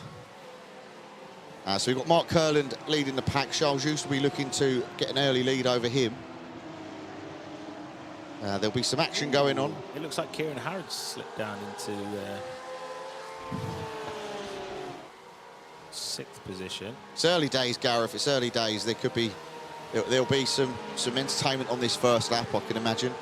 Going to get some warmth in the tyres. Yeah. There's the lumberjack. There's always one or two that forget to put warmth in the tyres, go too early. It's a marathon, not a sprint. Exactly. There's not a lot of action happening, actually, for once. Mark Kurland out in front, but, we've seen this before, and Danwood's made his way up to third. I think Gavin Cox must be off track. Yes, he is, unfortunately. Coxie. Come on, Coxie, get back on there. Oh! He nearly took out his colleague. Danwood's entering the chicane. And Steve Bond didn't even bother with it.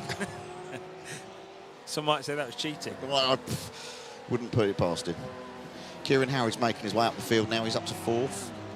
He's having a tussle with Steve Bond. Bond has just done it. Oh, look at that. Steve Bond is unrecognisable in this race. Ladies and gentlemen, you will not see a finer move today.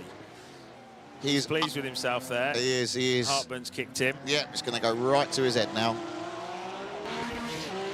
That, ladies and gentlemen, it'd be nice to have another look at that, because that was some kind of manoeuvre. Kieran's looking to get his revenge, you can tell.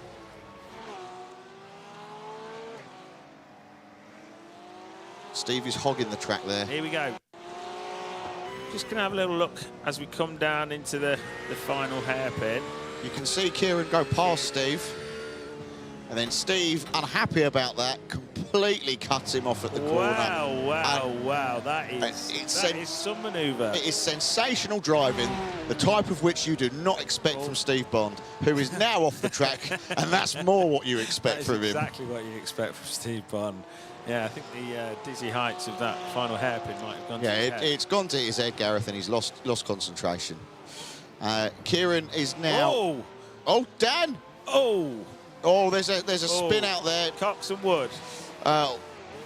Dan Wood has absolutely nailed Coxie on that one. Yeah, we'll have another look at that shortly. But Dan is unfazed by it. Yeah, he's done well to recover from that. I'd like to see what happened there.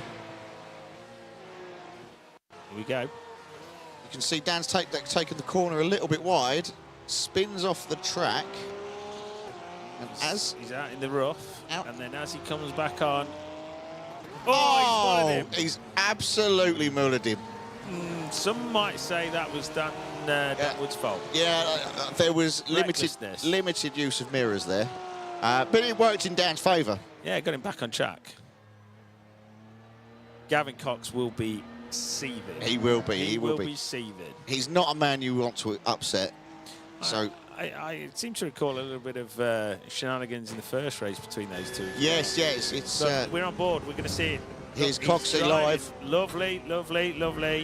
And then, Bosh.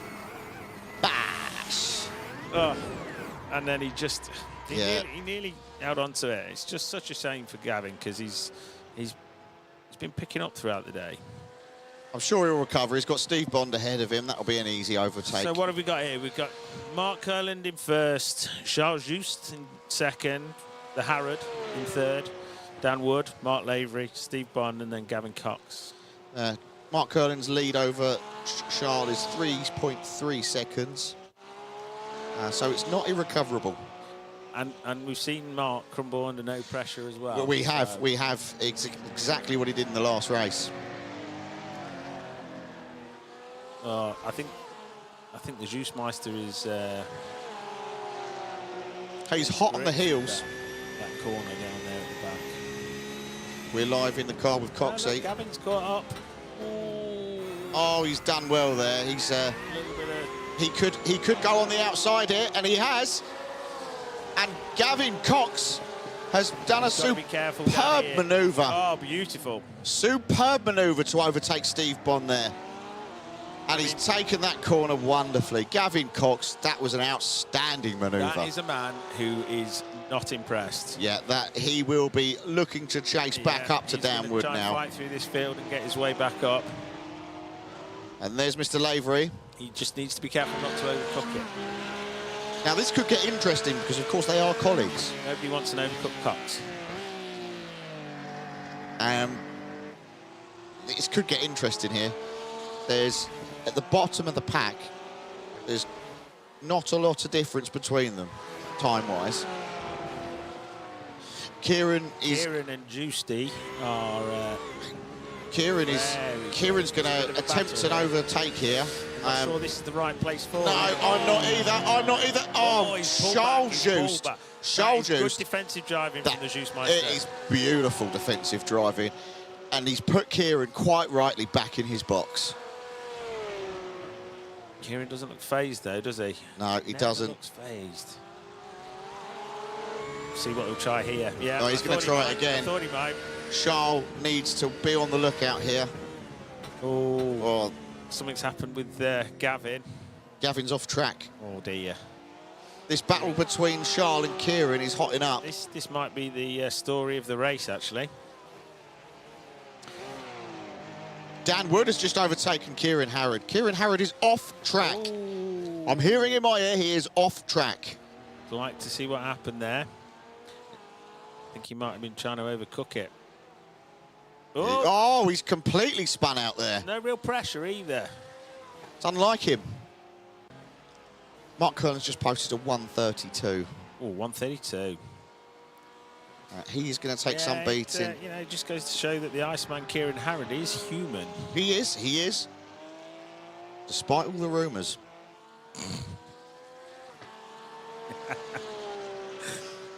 Tell us more about the rumours, Simon. Some say he's part man, part robot. Part robot. He is AI.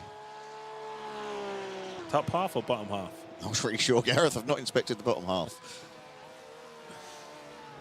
Dan Wood has made his way up to third, which is great going for Kamei Entratech team. Gavin Cox will be looking Dan to... Wood's putting in a real good race. He's been steady throughout the day. Throughout the day, he's been getting better and better and better. He's got his cap on now, so he's concentrating. He's fully locked in. He is concentrating. Touch of the Craig Smithhurst about him. Yes. The lumberjack. Juicemeister is now 16 seconds behind Mark Gerland in first. Look, we've seen it happen before today. We have, and we can only hope it'll happen again, You know, Gareth. We've got a few laps left to go. Mark is known for crumbling. He is. He's renowned for it. At the bottom of the pack. Oh, yeah, and just... Oh, and he's done it. There we go. Just as we said it. We knew it would happen. Some might say that was commentator's curse, Simon. Well, let's try and do it more. He's recovered well, unfortunately. He just touched the grass as he went round this corner, didn't he? Here we go, we're going to see it again. Oh, yeah, it was it's his the back gravel. end. Back end. Yeah. Just nicked it. There is a tussle happening at the bottom. So Between Gavin Cox and Steve Bond, there is something happening back there. Look at this. Gavin Cox needs to make a move on Bondy because Bondy's feeling the pressure. You can see because he's biting his bottom lip. Yeah. That's his pressure face. That's his pressure face. Coxie. Oh, has he overcooked it slightly? He's all right. He's recovered. Covered well. This is what happens when you're trying to force it. The thing Coxie needs to remember is he just needs to stay behind Steve because he will make a mistake. He will make a mistake. They're coming up on Mark Lavery. I'd rather you didn't try that, Steve. And he doesn't have the courage to, so it's fine. Oh! Where did Coxie come from? Coxie, that is beautiful. Yeah, nice. Nice. Wonderful driving. And he's going to try it again now on his colleague Lavery. Oh, and he's done he's it! Done it! Oh, Gavin Steve. and Steve Bond has tagged Mark Lavery. Oh, I'm glad Mark's come out better. I am. Look at the smile on his face. He shouldn't be pleased with himself. No, he should be. It's not nice. It's not good racing. It's not professional. Oh, look. Oh, look, they're caught up. Oh. Now he's decided to play dirty. It's turned into a brawl. It has, and it's very unbecoming. It's not pretty. It's not. You've got some good races out there, and Steve Bland is just lowering the tone. He's lowering the tone. I really feel for Mark. I do. He's not put a foot wrong himself. He's been absolutely mullered there. But Gavin Cox did superbly well. Lovely piece of driving. It would be really nice to see that again. Yeah, here we go. You can see here Gavin Cox at the back. He's eyeing up Steve. And you can see we're just seeing them two tussle. And he comes on the inside beautifully. He negotiates it perfectly, doesn't he? He does. And then this second one, this hairpin. He's thought, I'm going for it. Oh, I didn't Mark- realise there was a bit of... Oh, there was a bit of push in there. Honestly. Look, I know how Mark feels because I've been in that situation when you're just trying to race your race and somebody comes along and just blindsides you. It's poor behaviour, Gareth, nothing more, nothing less. Disgusting. But Steve Bond's just overtaken Coxey. Mark Curland. Something's going on at the back. Steve Bond has overtaken Coxey. Oh, Mark's in a bit of a spin there. Is he good? And Charles Just. He's gone first. You called it. This is what I called before the start. If Juice Meister can keep going, he can claim his spot. He's followed by Mark Curland, who has already proven twice in this race that he cannot handle the pressure. He can't hold on to a lead. He Simple as can't. that. No. That's why he doesn't have a dog.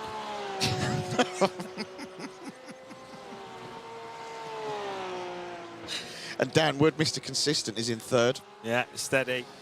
Oh, and again, Steve Bond, reckless driving. Steve Bond is a disgrace. And look at that smug grin on his face. You've got to feel for Mark in this because he's been used as a... As I said, Whoa. Oh, Mark Lavery, that is outstanding. Oh, Steve. It's getting very dirty at the back. This is not racing. This is not. I feel for It's Mark ball. Lavery. Mark Lavery is doing some clean manoeuvres, and Steve Bond is just wiping him out.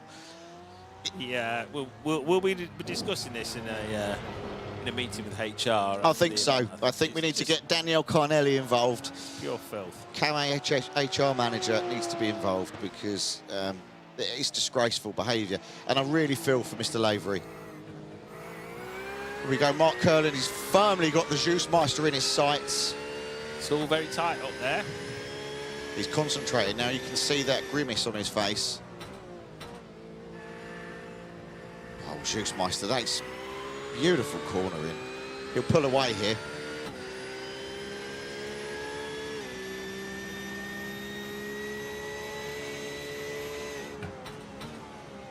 This is quite the tussle up top. It's quite the tussle down the bottom as well. Mark Lavery's been given a yellow card by the looks of it.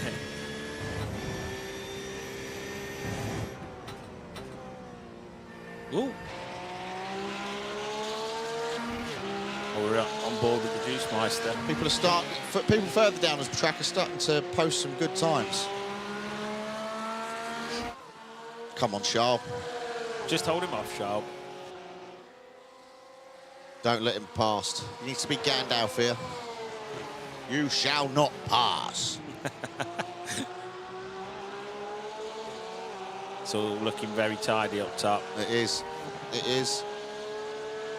Kieran Harrod is having a stinker. Oh, Mark Curland, filth. He's playing dirty now because he knows he can't win clean. And Charles has just done terrifically well there. Again, no need for it. No. And he's done it again. But unfortunately, Gareth, the worst behaviour has been from Camé employees today. Charles has done magnificently well. It's beautiful. It's that driving is. He's it's the white flag is out. This is the last lap. He's turned around to Mark Curland and said, "No, I'm not having it. Yep. I'm not having it." He won't be able to recover. Look at Mark. Look at his look. face. Smug. He is going for him. And I mean, Mark, this is going to be a I don't like the look on Mark's face here because he's looking for trouble. You can see it. menace. Dan Wood is in third still. He's really taken well to this track. As we said at the start of the race, this was going to be Dan's. Yeah. And, oh no, Charles! No, Charles! Oh no! Oh. On the last lap, Charles spun out on the corner, and you can look at his face. You can see how disappointed he is, and he might even lose second to Dan Wood, who's done him on the inside. There's a tussle. The Juice Meister said, "Second is mine." Yeah, he said, "You are not having it. I'm not having it, Thou Woody." shall not pass. As we come into the chicane, there's a big battle going on here. Dan needs to put more pressure on. I think Dan fancies it. I think he does, and I think he's going to go for it. He's just, he's done the right thing. Yeah, yeah. Oh, no! Danwood spun out! I don't know how that happened. He took that really well. Yeah, horrific. Horrific. And this is going to give Kieran Harrod a chance to catch up. Your heart goes out to him because he has performed impeccably. And Mark Curlin's gone. Because he's won. He's won. He's taken the checkered flag. And there's the Juicemeister in second, Danwood in third. Look, Danwood deserves third. He does third. Place. He does deserve third. He can be very proud of himself. Oh, wow.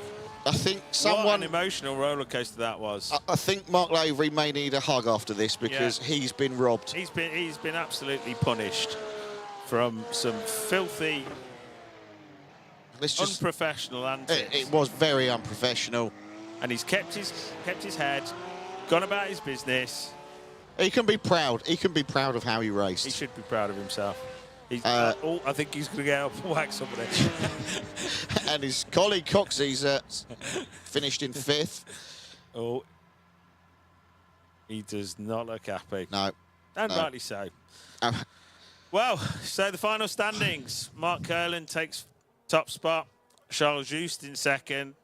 And the Lumberjack, Dan Wood, in third. Some intense racing going on there, Simon. It was full of drama. And I think a couple of people, namely Steve Bond, needs to take a long, hard look in the mirror. Yeah, I mean, he will see staring back at him. He'll see a mahogany face that he should be ashamed of. David Dickinson. Yes. So, look, ladies and gentlemen, thanks for joining us here today on Apex Racing. We've had a ball. Thanks, Simon. Thanks, Gareth. It's been a pleasure.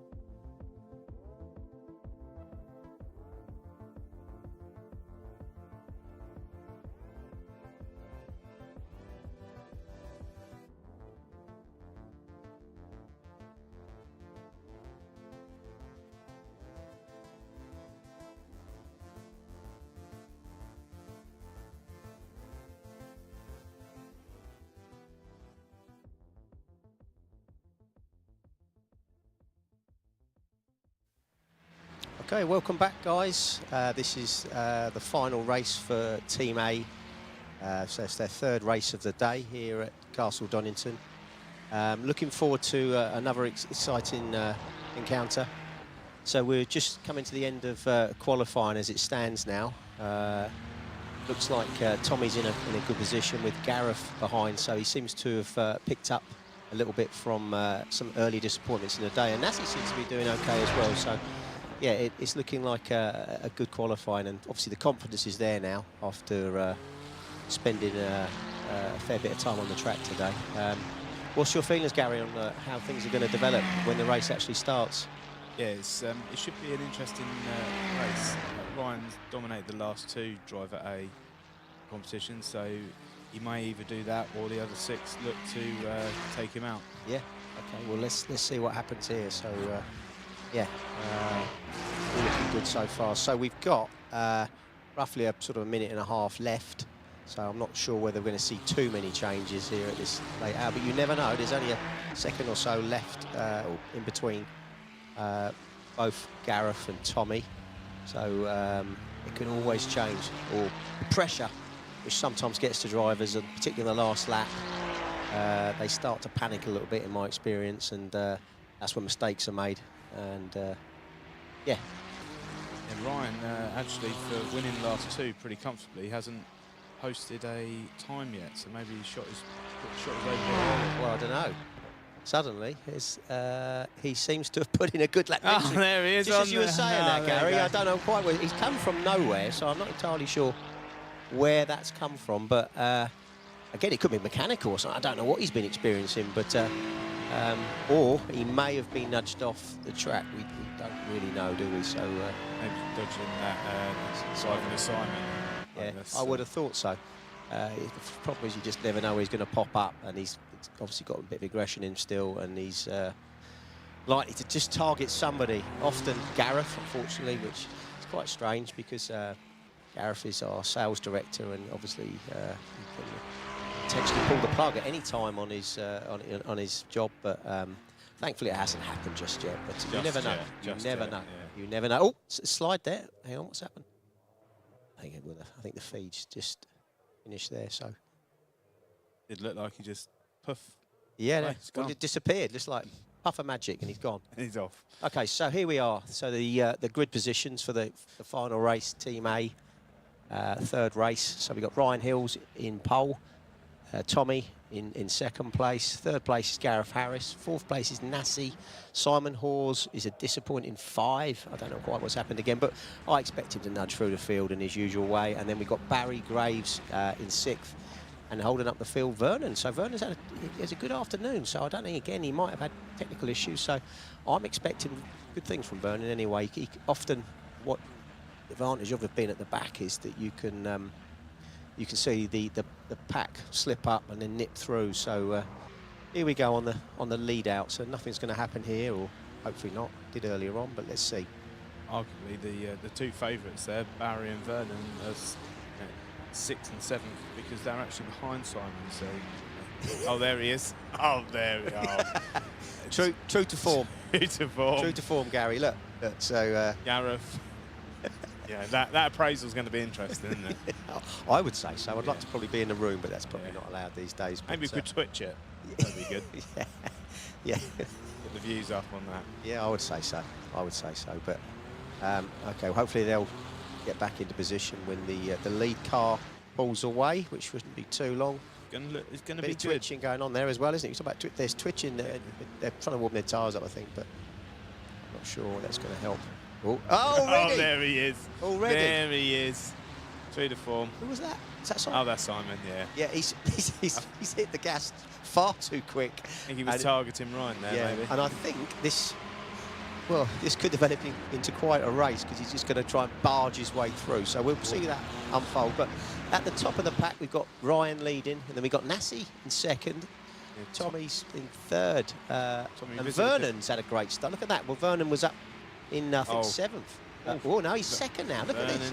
Hang on, there's been a bit of chaos here. I'm trying to catch up with it. Oh, my goodness. Oh, Tommy down in 5th. I think he really needed that win today to, bring BPT up on back the in, leaderboard. back Yeah, into because the- he was doing all right, wasn't he? So, and then there's Simon now 5th. Oh my goodness, it's all changing. Barry's down in 7th, so he's not far off Nassi.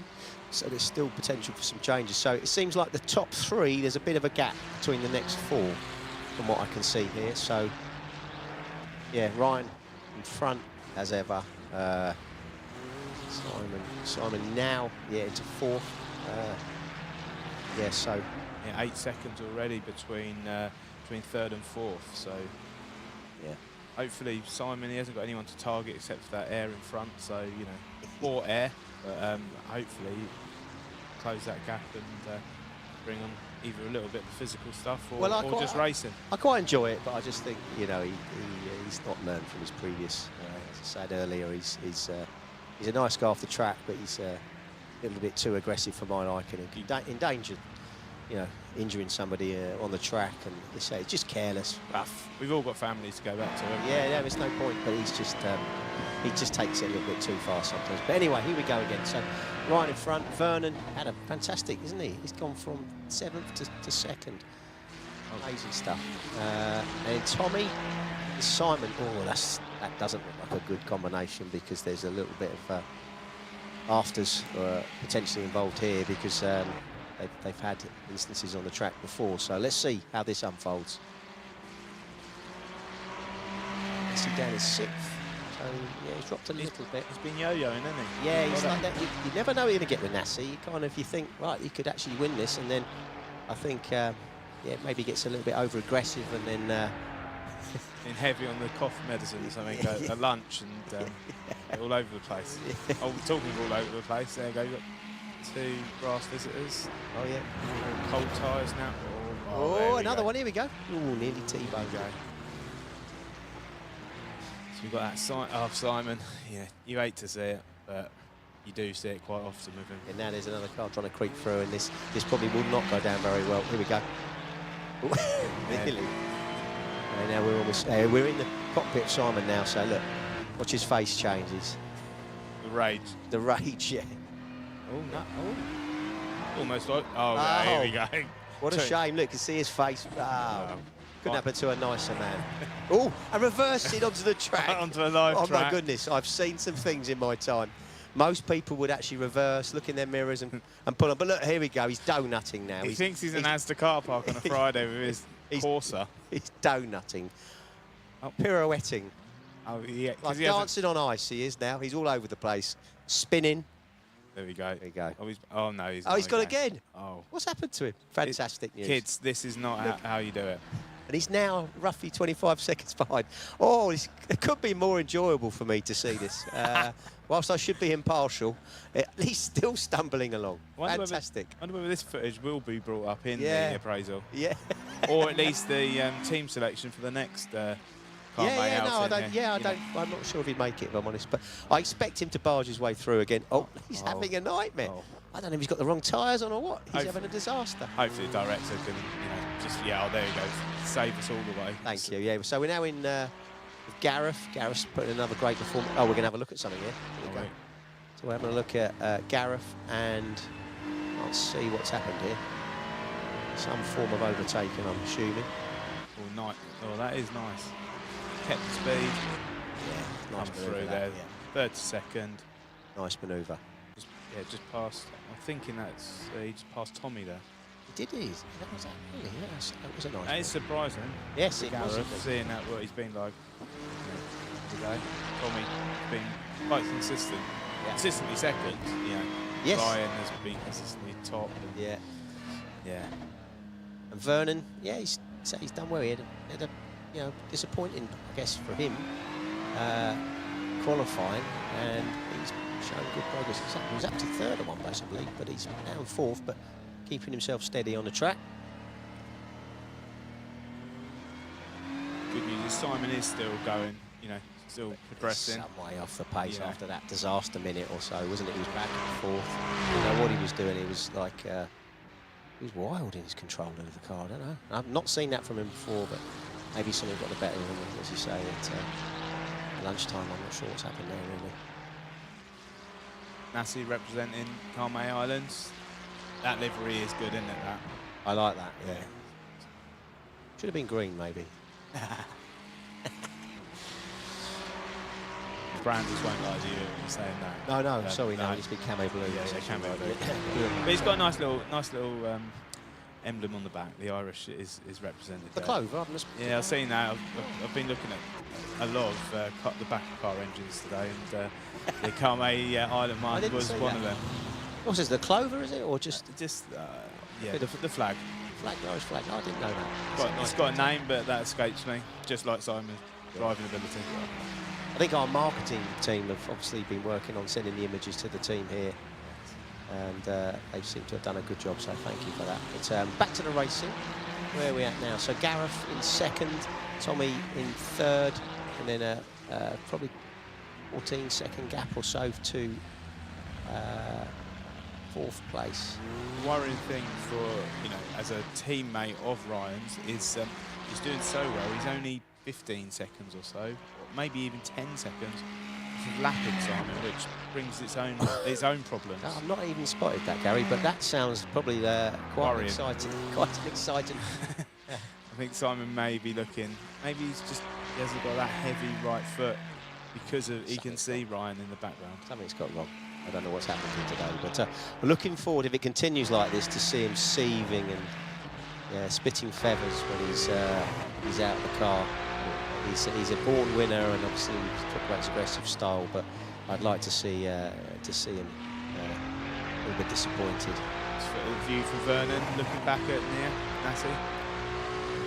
Good friends, I believe. So yeah, colleagues as well. So, but this could potentially end that, or but maybe I hope they're not that. A little bit drastic, Gary, but damage the relationship probably. But I don't know about end. You never know. They did look heated after the last heat. Vernon did. He came off, and it was. I don't know if you saw it, but he was actively looking for the culprit who'd knocked him off the track. He had actually fled Tommy out. He had fled the building. Yeah, he did. Seen carrying in his footwell just for a minute or so. Yeah, he was actively trying to find the person who'd knocked him off the track. But anyway, Tommy going past Gareth. So okay, yeah, didn't spot that. So this is going to be tasty. We've got literally a second between. So this is the bit in the racing that most of our viewers like. 1-to-1 racing. So it's very easy to make a mistake when you're in front, when you're looking in your mirrors, and you've got somebody herring down the back. So something's happened here. Let's come on. That's the. There we go. Vernon and Nassi, I think. I think you're right. Let's have a look. Oh, no. What? He forgot to turn or change gear. He just carried on as if there was no bend there. So, Gareth now, third place, keeping it steady. Half a second between the two of here them. we go again. We've got back in the view, Gary. So we'll watch this. Oh, and Ryan is over as lap Simon. So, personally, that's great to see. Yeah. But then I would like to see, perhaps, without saying it would have been quite nice to see a little bit of a tussle maybe, and one of them end up off the track and hopefully not injured. But Barry's coming up next. Oh, that is the lap. That's the lapping. Right, so he was reversing back across the track. Maybe he forgot his shopping. Maybe. Back. So Barry's having a good race here, isn't he? He's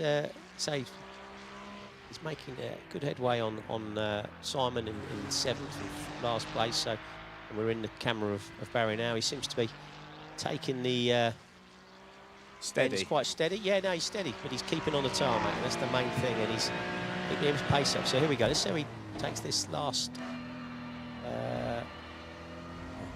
Second or third from last bend. He took that nicely. Lovely. Lovely. Just literally dropped the power down. So 5 minutes of the race left. So I think he might stop there. Just maybe a little bit wide. Maybe he's got to be back on though. He's back in. He's back in. Lovely livery that as well. Yeah, that's using the camo cyan that the marketing team like. Oh, it's the blue. Everything's blue. The track sort of curves and everything's blue and white. It seems to be tailored from our marketing team. Everything. Ryan up there is in 131s pretty consistently, I believe. 18, 19 seconds in front of Tommy in second. And he's put Tommy's now put 6 seconds between him and Gareth. That's good, isn't it? So it seems like the top two have just not changed all day in this grouping. It's been pretty consistent. Tommy coming up to lap Simon, so it could get a bit shirty. I feel for Tommy. I hope nothing happens here because we've got a good relationship as a company with the guys at Tector, and I'd hate somebody like Simon to ruin upset that. Yeah, it's whilst this is a racing day, there is potential here for Simon to ruin everything. And, well, I know. I can't watch. Oh, I'm good. Right, that's good news. So Tommy's in the clear. Even the company accountant would have been sweating there. Yeah, I think so. There was a little bit of pressure. But is Simon giving up? There's no fighting him today. Pathetic. Look, he's gone off the track again. He's got to have been drinking. I think that. I don't know what's happened because he had such a good morning, and he's just turned into this Peppering the track, mate. Or maybe that's his tactic. It's all over the place. Peppering the track with the grip. Stones, grip. Ruining the grass. He keeps coming off the track. So the groundsmen tonight have got some work to do. So we're now with Nassi. Nassi's in 5th, so he seems to be fairly steady. He's had not a lot of distance between him and Vernon, his colleague. So again, intercompany politics come into the well, fore, yeah, potentially.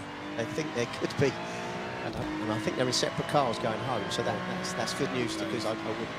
And a couple of hours together of if something happens could be a little bit of a difficult situation for them. But here we go. Yeah, that's something. Hopefully Simon downloads this later and just that's how you should take that. Exactly right. Exactly right. Oh, that's. Oh, hang on. Oh, hello. Oh, this. This is good. Is that Nassi gone through?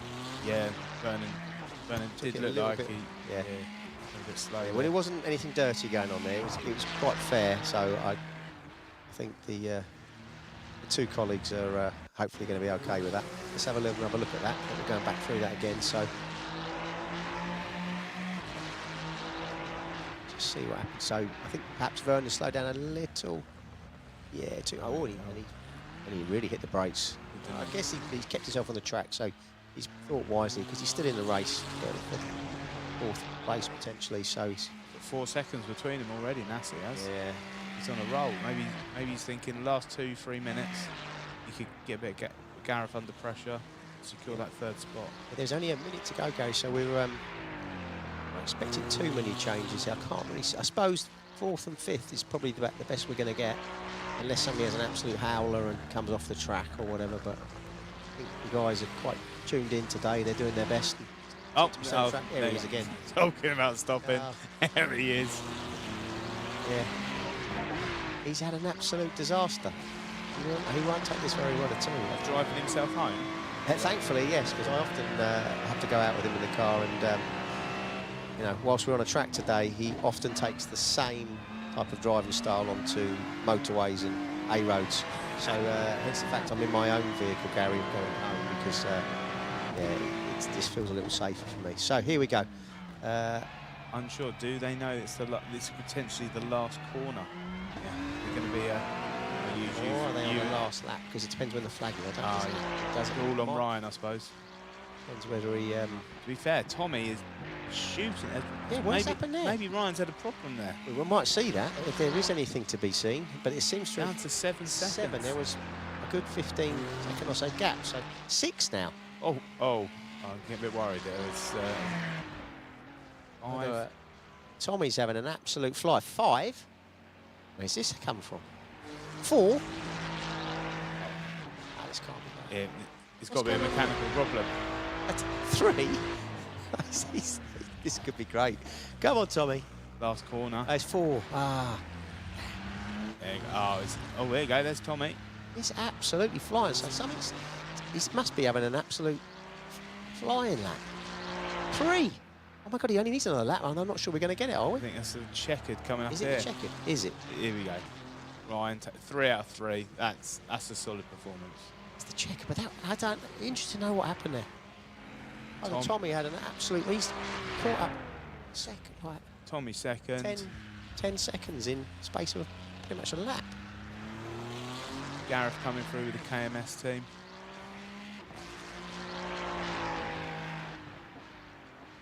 I think just Vernon just had to. I think Nassi had just a bit too much for Vernon. Looks like Vernon's checked out already. Yeah. 15 seconds now between the two of them. Oh, that's probably the culprit there. Pushing too hard, maybe, I don't know. There's Vernon now. Oh. Hold on. Oh, Simon. Oh, was it reversing. again? Again. No Laws Hawes has just had an absolute stinker. They'll have to. I don't expect him to stay around for the presentations, to be fair, today. I'm surprised. Gary, knowing what he's like, he throws his toys out the prams. And look, Oh, there you go. He's Yeah. now self-destructing. This is ridiculous. Now, I hope this doesn't affect anyone else who's in a. He's just destroying his car. Again, just careless, reckless attitude, which we've seen from him before. Fully expect him to get out of the car and throw his gloves, storm off, and that would be the last we see of him today. Yeah, So he's parked up in the middle of the track like you do. yeah.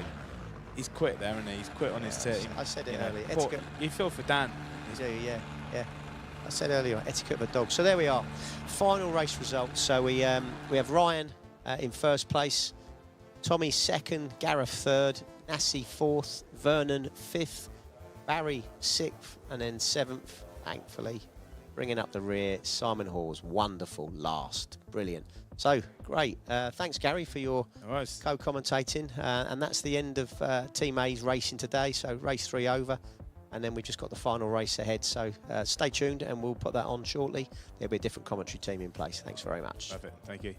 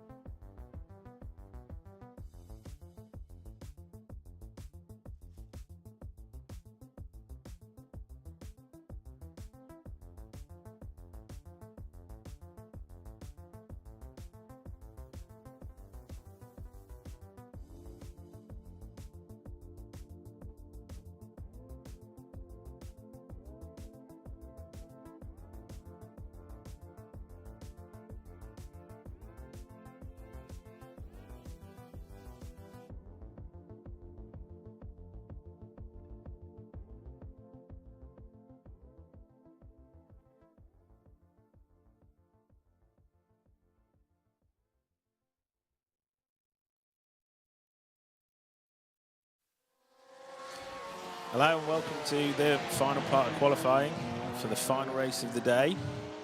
Hi Simon. Hello, Gareth. It's been an interesting day here at Donington. Yes, there's been some interesting antics going on, that's for sure. But a good day by all. Mark Kurland is currently, unsurprisingly, the fastest in qualifying. Just posted a 1:35. He has. Steve Bond is second in qualifying, but as we know with Steve, Gareth, it don't mean anything. Yeah, he's going to throw it away. He'll throw it away within the first lap of the real race. He seems not very happy with that, even though he's sitting in second. Yeah, he's driving very aggressively, surprisingly. 1 minute to go. They're going to have to get round quickly if they want to post some quicker times. They are indeed, Gareth. Juicemeister's a bit further down the field than normal. Mark Lavery's just posted an absolute beauty. I said to Mark before, he just needs to stay clear of any shenanigans in this race and he'll be fine. Good boy.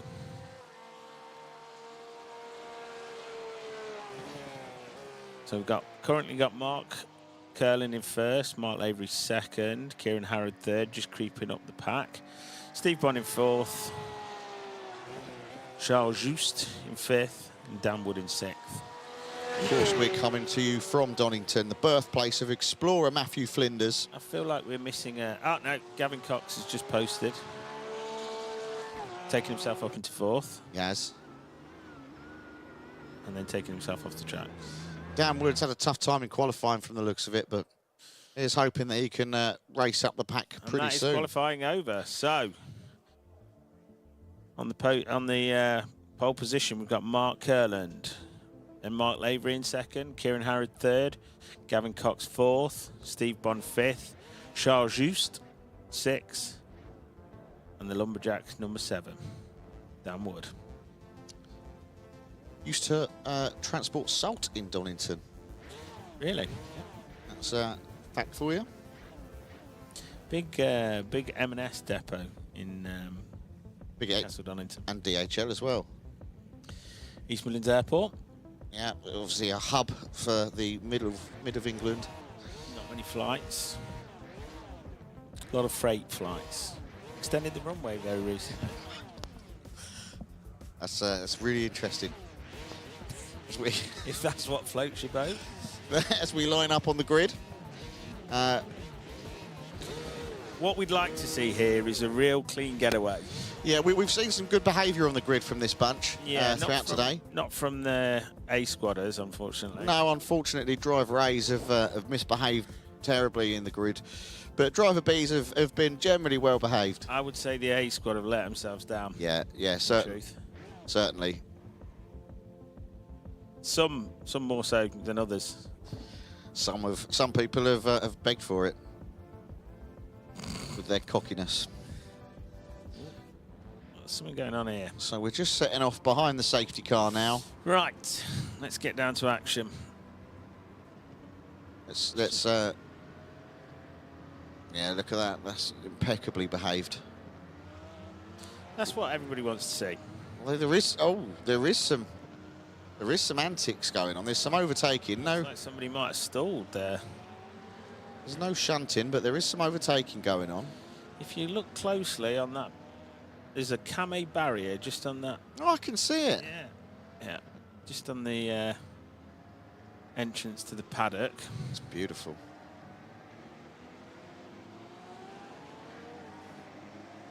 Impeccable behaviour on the GT8 with all the trimmings it is. Skirt. Beautiful. Top and bottom. That's what we like. Now, the safety car will be leaving us now, and we are soon to set off on the race proper. Red light is going. And we're off. We are go, go, go at Donington. Always wanted to do that. Yeah. Been itching to do it, I understand. And already it started. Yeah, here we go. Mark Lavery just being battered. I feel so sorry for Mr. Lavery. He's been the victim of many brutal assaults today. And it doesn't... Keep it clean, gents. Keep it clean. He's looking pretty sharp. He's looking cool and calm. Good defensive driving. And someone's gone up the outside of him, but oh, Mark has come back brilliantly. Oh. Oh, there's a shunt there behind That him. was Gavin Cox, overcooked it. And he's taken... Mark Kurland off track. Brilliant. Those two slipping down the... Yeah. And Mark Lavery has gone into first. He's gone into first? He's gone into first position. Good man. Mark. Mark. You deserve this. The anxiety will be kicking up now. Let's have a look at it. Let's take a look at what happened. We're live with Mark Kurland. He turns the corner. He undercooks it. Hits the gravel, spins out. It was his back end again. It was. He's having trouble with that back end. And I can't believe what I'm seeing here, but Steve Bond's off track now, it's fine. I was going to say Steve Bond was in second, but then he was off track. It's Mark's to lose, Mark Lavery. He has got the Juicemeister trailing him, though. All he needs to do is keep his head. Just keep his head, keep his car on the track, and he's likely to find himself on the podium. There's Kieran Harrod. Kieran Harrod looks like it's... he struggled today. Yeah. His past glories. Maybe he's just getting too old for it. He may well be. He may be thinking about the salt transportation that Donington's famous for. You know what they say, you know, you can't teach him. So, oh, Danwood spun off. Oh, Dan. He's taken after me, unfortunately, there. Yeah. Perhaps there's some car trouble, because you couldn't seem to keep it on the track. No, I couldn't keep it on the track either. The back wheels kick like a mule. Mark Lavery out in front there. Just keep your head on, Mark. That's what we want from you. Come on, Mark. Podium finish. Good man. He's going to have to do some defensive driving today because I think Charles might just go for it now. He's... Oh, Mark, that is excellent defensive driving. Don't get involved. Oh, Charles just gone on the outside. That was always going to happen. The Juicemeister is... Juicemeister. He's an aggressive driver. Yeah. It's good to see, though. Mark didn't get involved in the shenanigans. He didn't. He's played that really well. And there'll be opportunities because Charles has shown that. And he's had a wobble. An opportunity there. And Mark has taken it back. Charles has shown that he has a wobble now and again. There's a few wobblers on the track. Steve Bond is in third place. Just don't get involved in it, Mark. Just a bit of defensive. If he's going to go for it, let him go. Yeah, the one thing he has to worry about is being nudged on the back end as he passes. Yeah, you don't want to be nudged.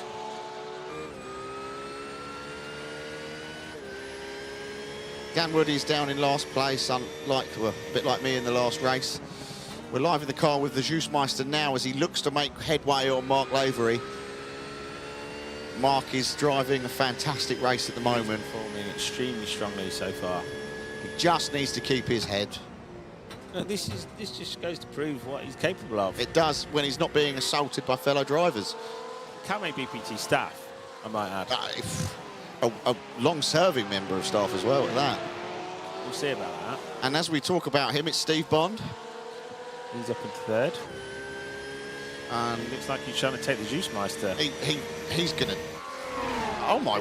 What has happened to Mr. Bond today? It's the wrong place to do it. Yeah, you don't do it going into a chicane.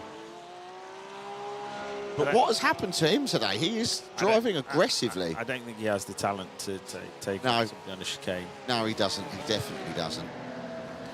Gavin Cox is down in fourth behind Steve. Kieran Harrod behind him. Mark Kurland is having a horror show today in sixth. Speak of the devil. Here he is. He's got progressively worse as the day's gone on, Gareth. He's had a tough day. He has. Tough day at the office. The look on his face says it all. Yeah. Ashen-faced.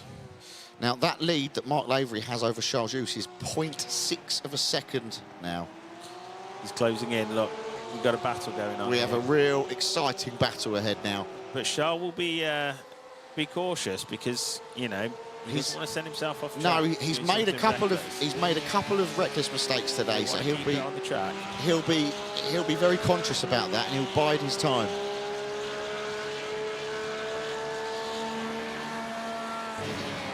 You just stay Don't focused, overcook Lavery. it, Lavery. Well held. Well sir. held. Well held. Wonderful. The Gordon Banks of corners, that was. Not sure what I was trying to get at there. I was trying to say it's well held. Perhaps a Good handling. The handling of Gordon Banks, that's what I should have said. a cricket reference. Held like a slip fielder, perhaps. Might have been better. Or not. Oh, Shaw was overtaken, Mark Lavery. He's done it. And Mark spun off. Oh, no. No. Did he get nudged there? There was some nudging. Looked like nudging. Was that poor behaviour from Steve? Oh. It was poor behaviour from Steve Bond again. Oh, I feel for Mark. He was performing so well. We'd like to see that again. I'd like, yeah, if we could see that again, that would be great. I think Charles gone for it. Oh no! Oh no, that's I'm just seeing as he the spun out. spin. Let's try and take it back and see what caused it. Right, here's Charles gone for overtaken it. him. Oh, Mark's nudged him. There's some nudging there. And then he spun out on the Oh, grass. He's just hit the grass. Apologies, Steve Bond. He's just put his front wheels onto the grass. He has, and But now he's recovered. He's got some ground to make up now, but Coxey's moving through the pack. He's So moved up to what you're third. seeing on screen is a pair of marks. Yes. Steve Bond is still in second, Gareth. This is unheard of at Unknown territory. on this stage. We're going to get a replay of something here. Gavin. This is Gavin Cox.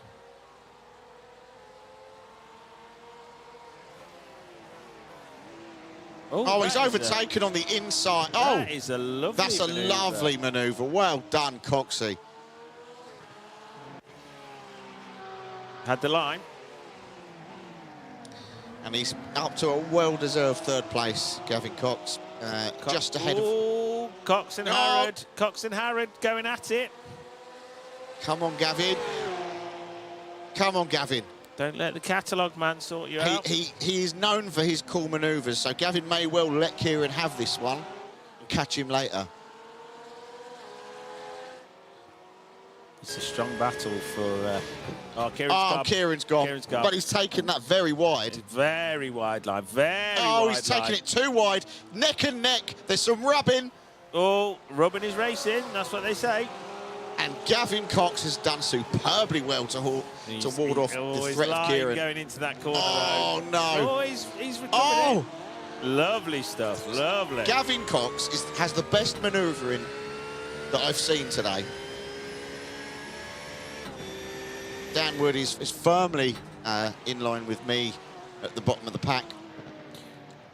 The gap is still pretty... Oh, He's done Gavin. Oh. Kieran's done Gavin because Gavin came off. he's overcooked it. And now Mark Curlin's overtaken Gavin as well. Mark Lavery down in sixth, battling to recover. Here he is. It's a real shame. It really is. He's not put a foot wrong other than a little slip on the grass. He put a tyre wrong there, didn't he? We've a little slip on the grass, which we've all done. Put a tyre wrong on the track. He did. On the He grass. did. That's all it takes, Gareth. But he's looking all right now. He looks calm and collected, and Charles is out in front, ahead of Steve Bond. Can't quite believe what I'm seeing from Steve Bond in this race. Far from the bland. Oh, something. Oh, he's gone. He's gone off. Mark Curland. Mark Curland.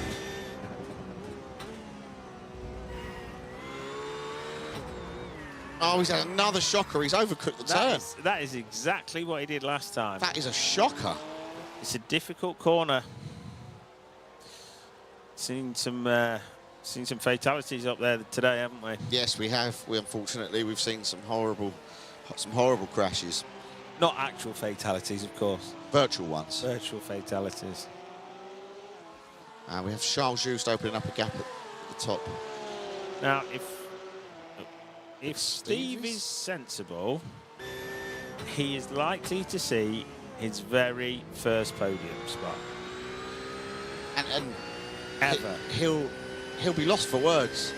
I wonder if he could hold his trophy. Perhaps not with those arms. I doubt it. They're more like cheese strings.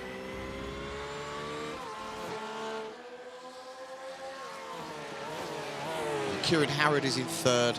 And Steve Bond's come off. Can he recover? He has recovered. He's recovered well. But he's lost some ground now. Lost some ground, shaking his head.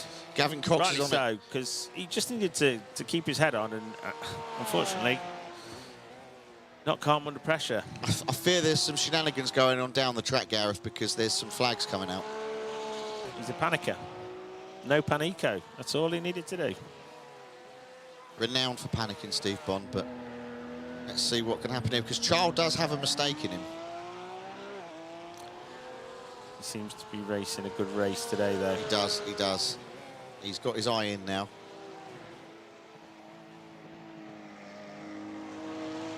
Smooth, smooth.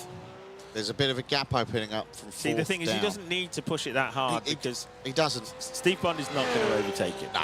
It's very simple. No, Steve does not have the courage to make that manoeuvre. All Charles has to do is keep his car on the track now, and he'll take this. Kieran Harry's not far behind, though. He's 10 seconds. 10 seconds, and Charles needs to be careful that he doesn't... If Charles goes off, I think Kieran might pip him. Scotty? Oh, the Lumberjack's having a bad day at the back.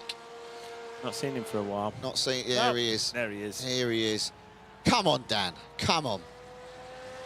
You race your race, Dan. Don't race somebody else's. Oh, you Smithhurst in disguise. He's a fellow Watford fan, if you didn't know that already, Gareth. Yeah, I think you mentioned it previously. So he'll be well used to disappointment.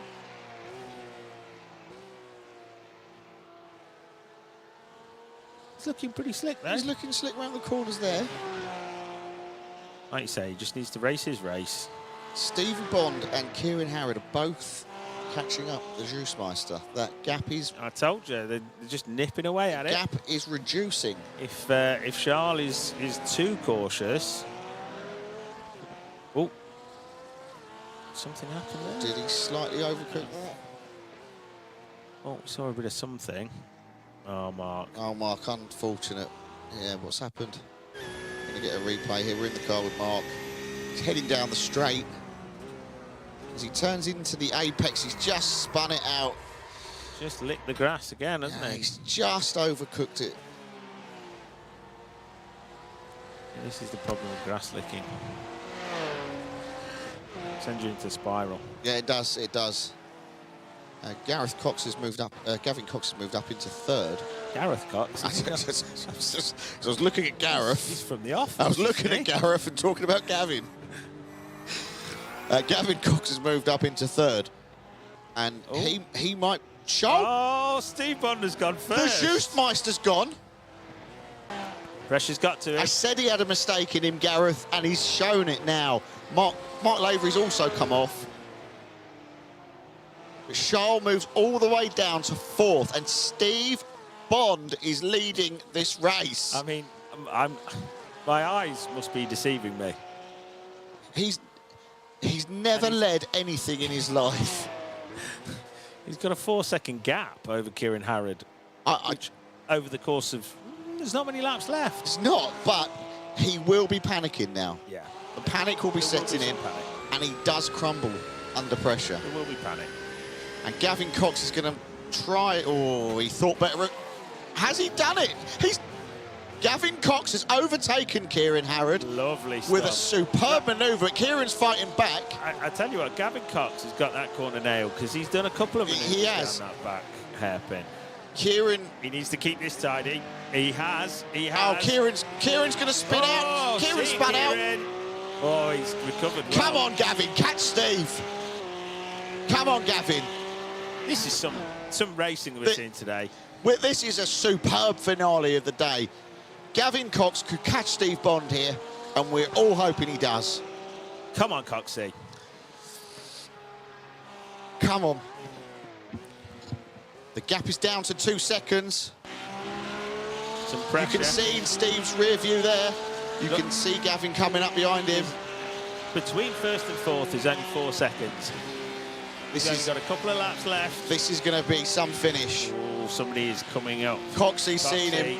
Coxie's gone on to the... Oh, he took that a little bit wide. But Cox is waiting for his time. You can tell he's gonna attempt to overtake him now. What we don't want to see here is any shenanigans. No. We just want to see clean overtakes. Absolutely. Dan Wood has moved up into 5th. Mark He's overtaking Mark Kurland. And Steve Bond slows down for the chicane. Gavin Cox has cut over it. This is his corner. Come on the inside. This is Cox. Gavin Oh! Cox! Cox's Beautiful corner. driving! Cox's corner. Oh! And Harrod's done him. This is some battle now because Gavin's taken that a bit wide. Steve's come on the inside. Oh, Steve Bond has absolutely nailed him. The type of dirty driving we're used to seeing from Steve Bond. And he smiled as he did it. I'm ashamed to be associated with him. He won't be invited back. He definitely won't. He won't be invited back. Not after that sort of filth. And Kieran Kieran Harrod is Harrod now the race leader. Kept his powder dry. They're now heading into their final lap now. Steve Bond's just gone off track. Oh, that was checkered. Oh. Oh, so Kieran Harrod takes it. Steve Bond in second. We won't be awarding Steve Bond the second place, though, for that filthy manoeuvre. So Charles will take second, and I'm devastated. And Coxey will take third because Steve has to be banned for that outrageous manoeuvre. I would imagine that there's going to be a stewards inquiry. There will, and Steve is looking at a lengthy ban here. Yeah. It's dangerous, reckless. And rightly so. Let's have a look at it. You can see here. Final chicane. All he has to do. Gavin. Coxey's gone for it. Coxey's clean. He takes a lovely manoeuvre. There's a little bit of nudge in there. There's nothing serious. It's a little rub.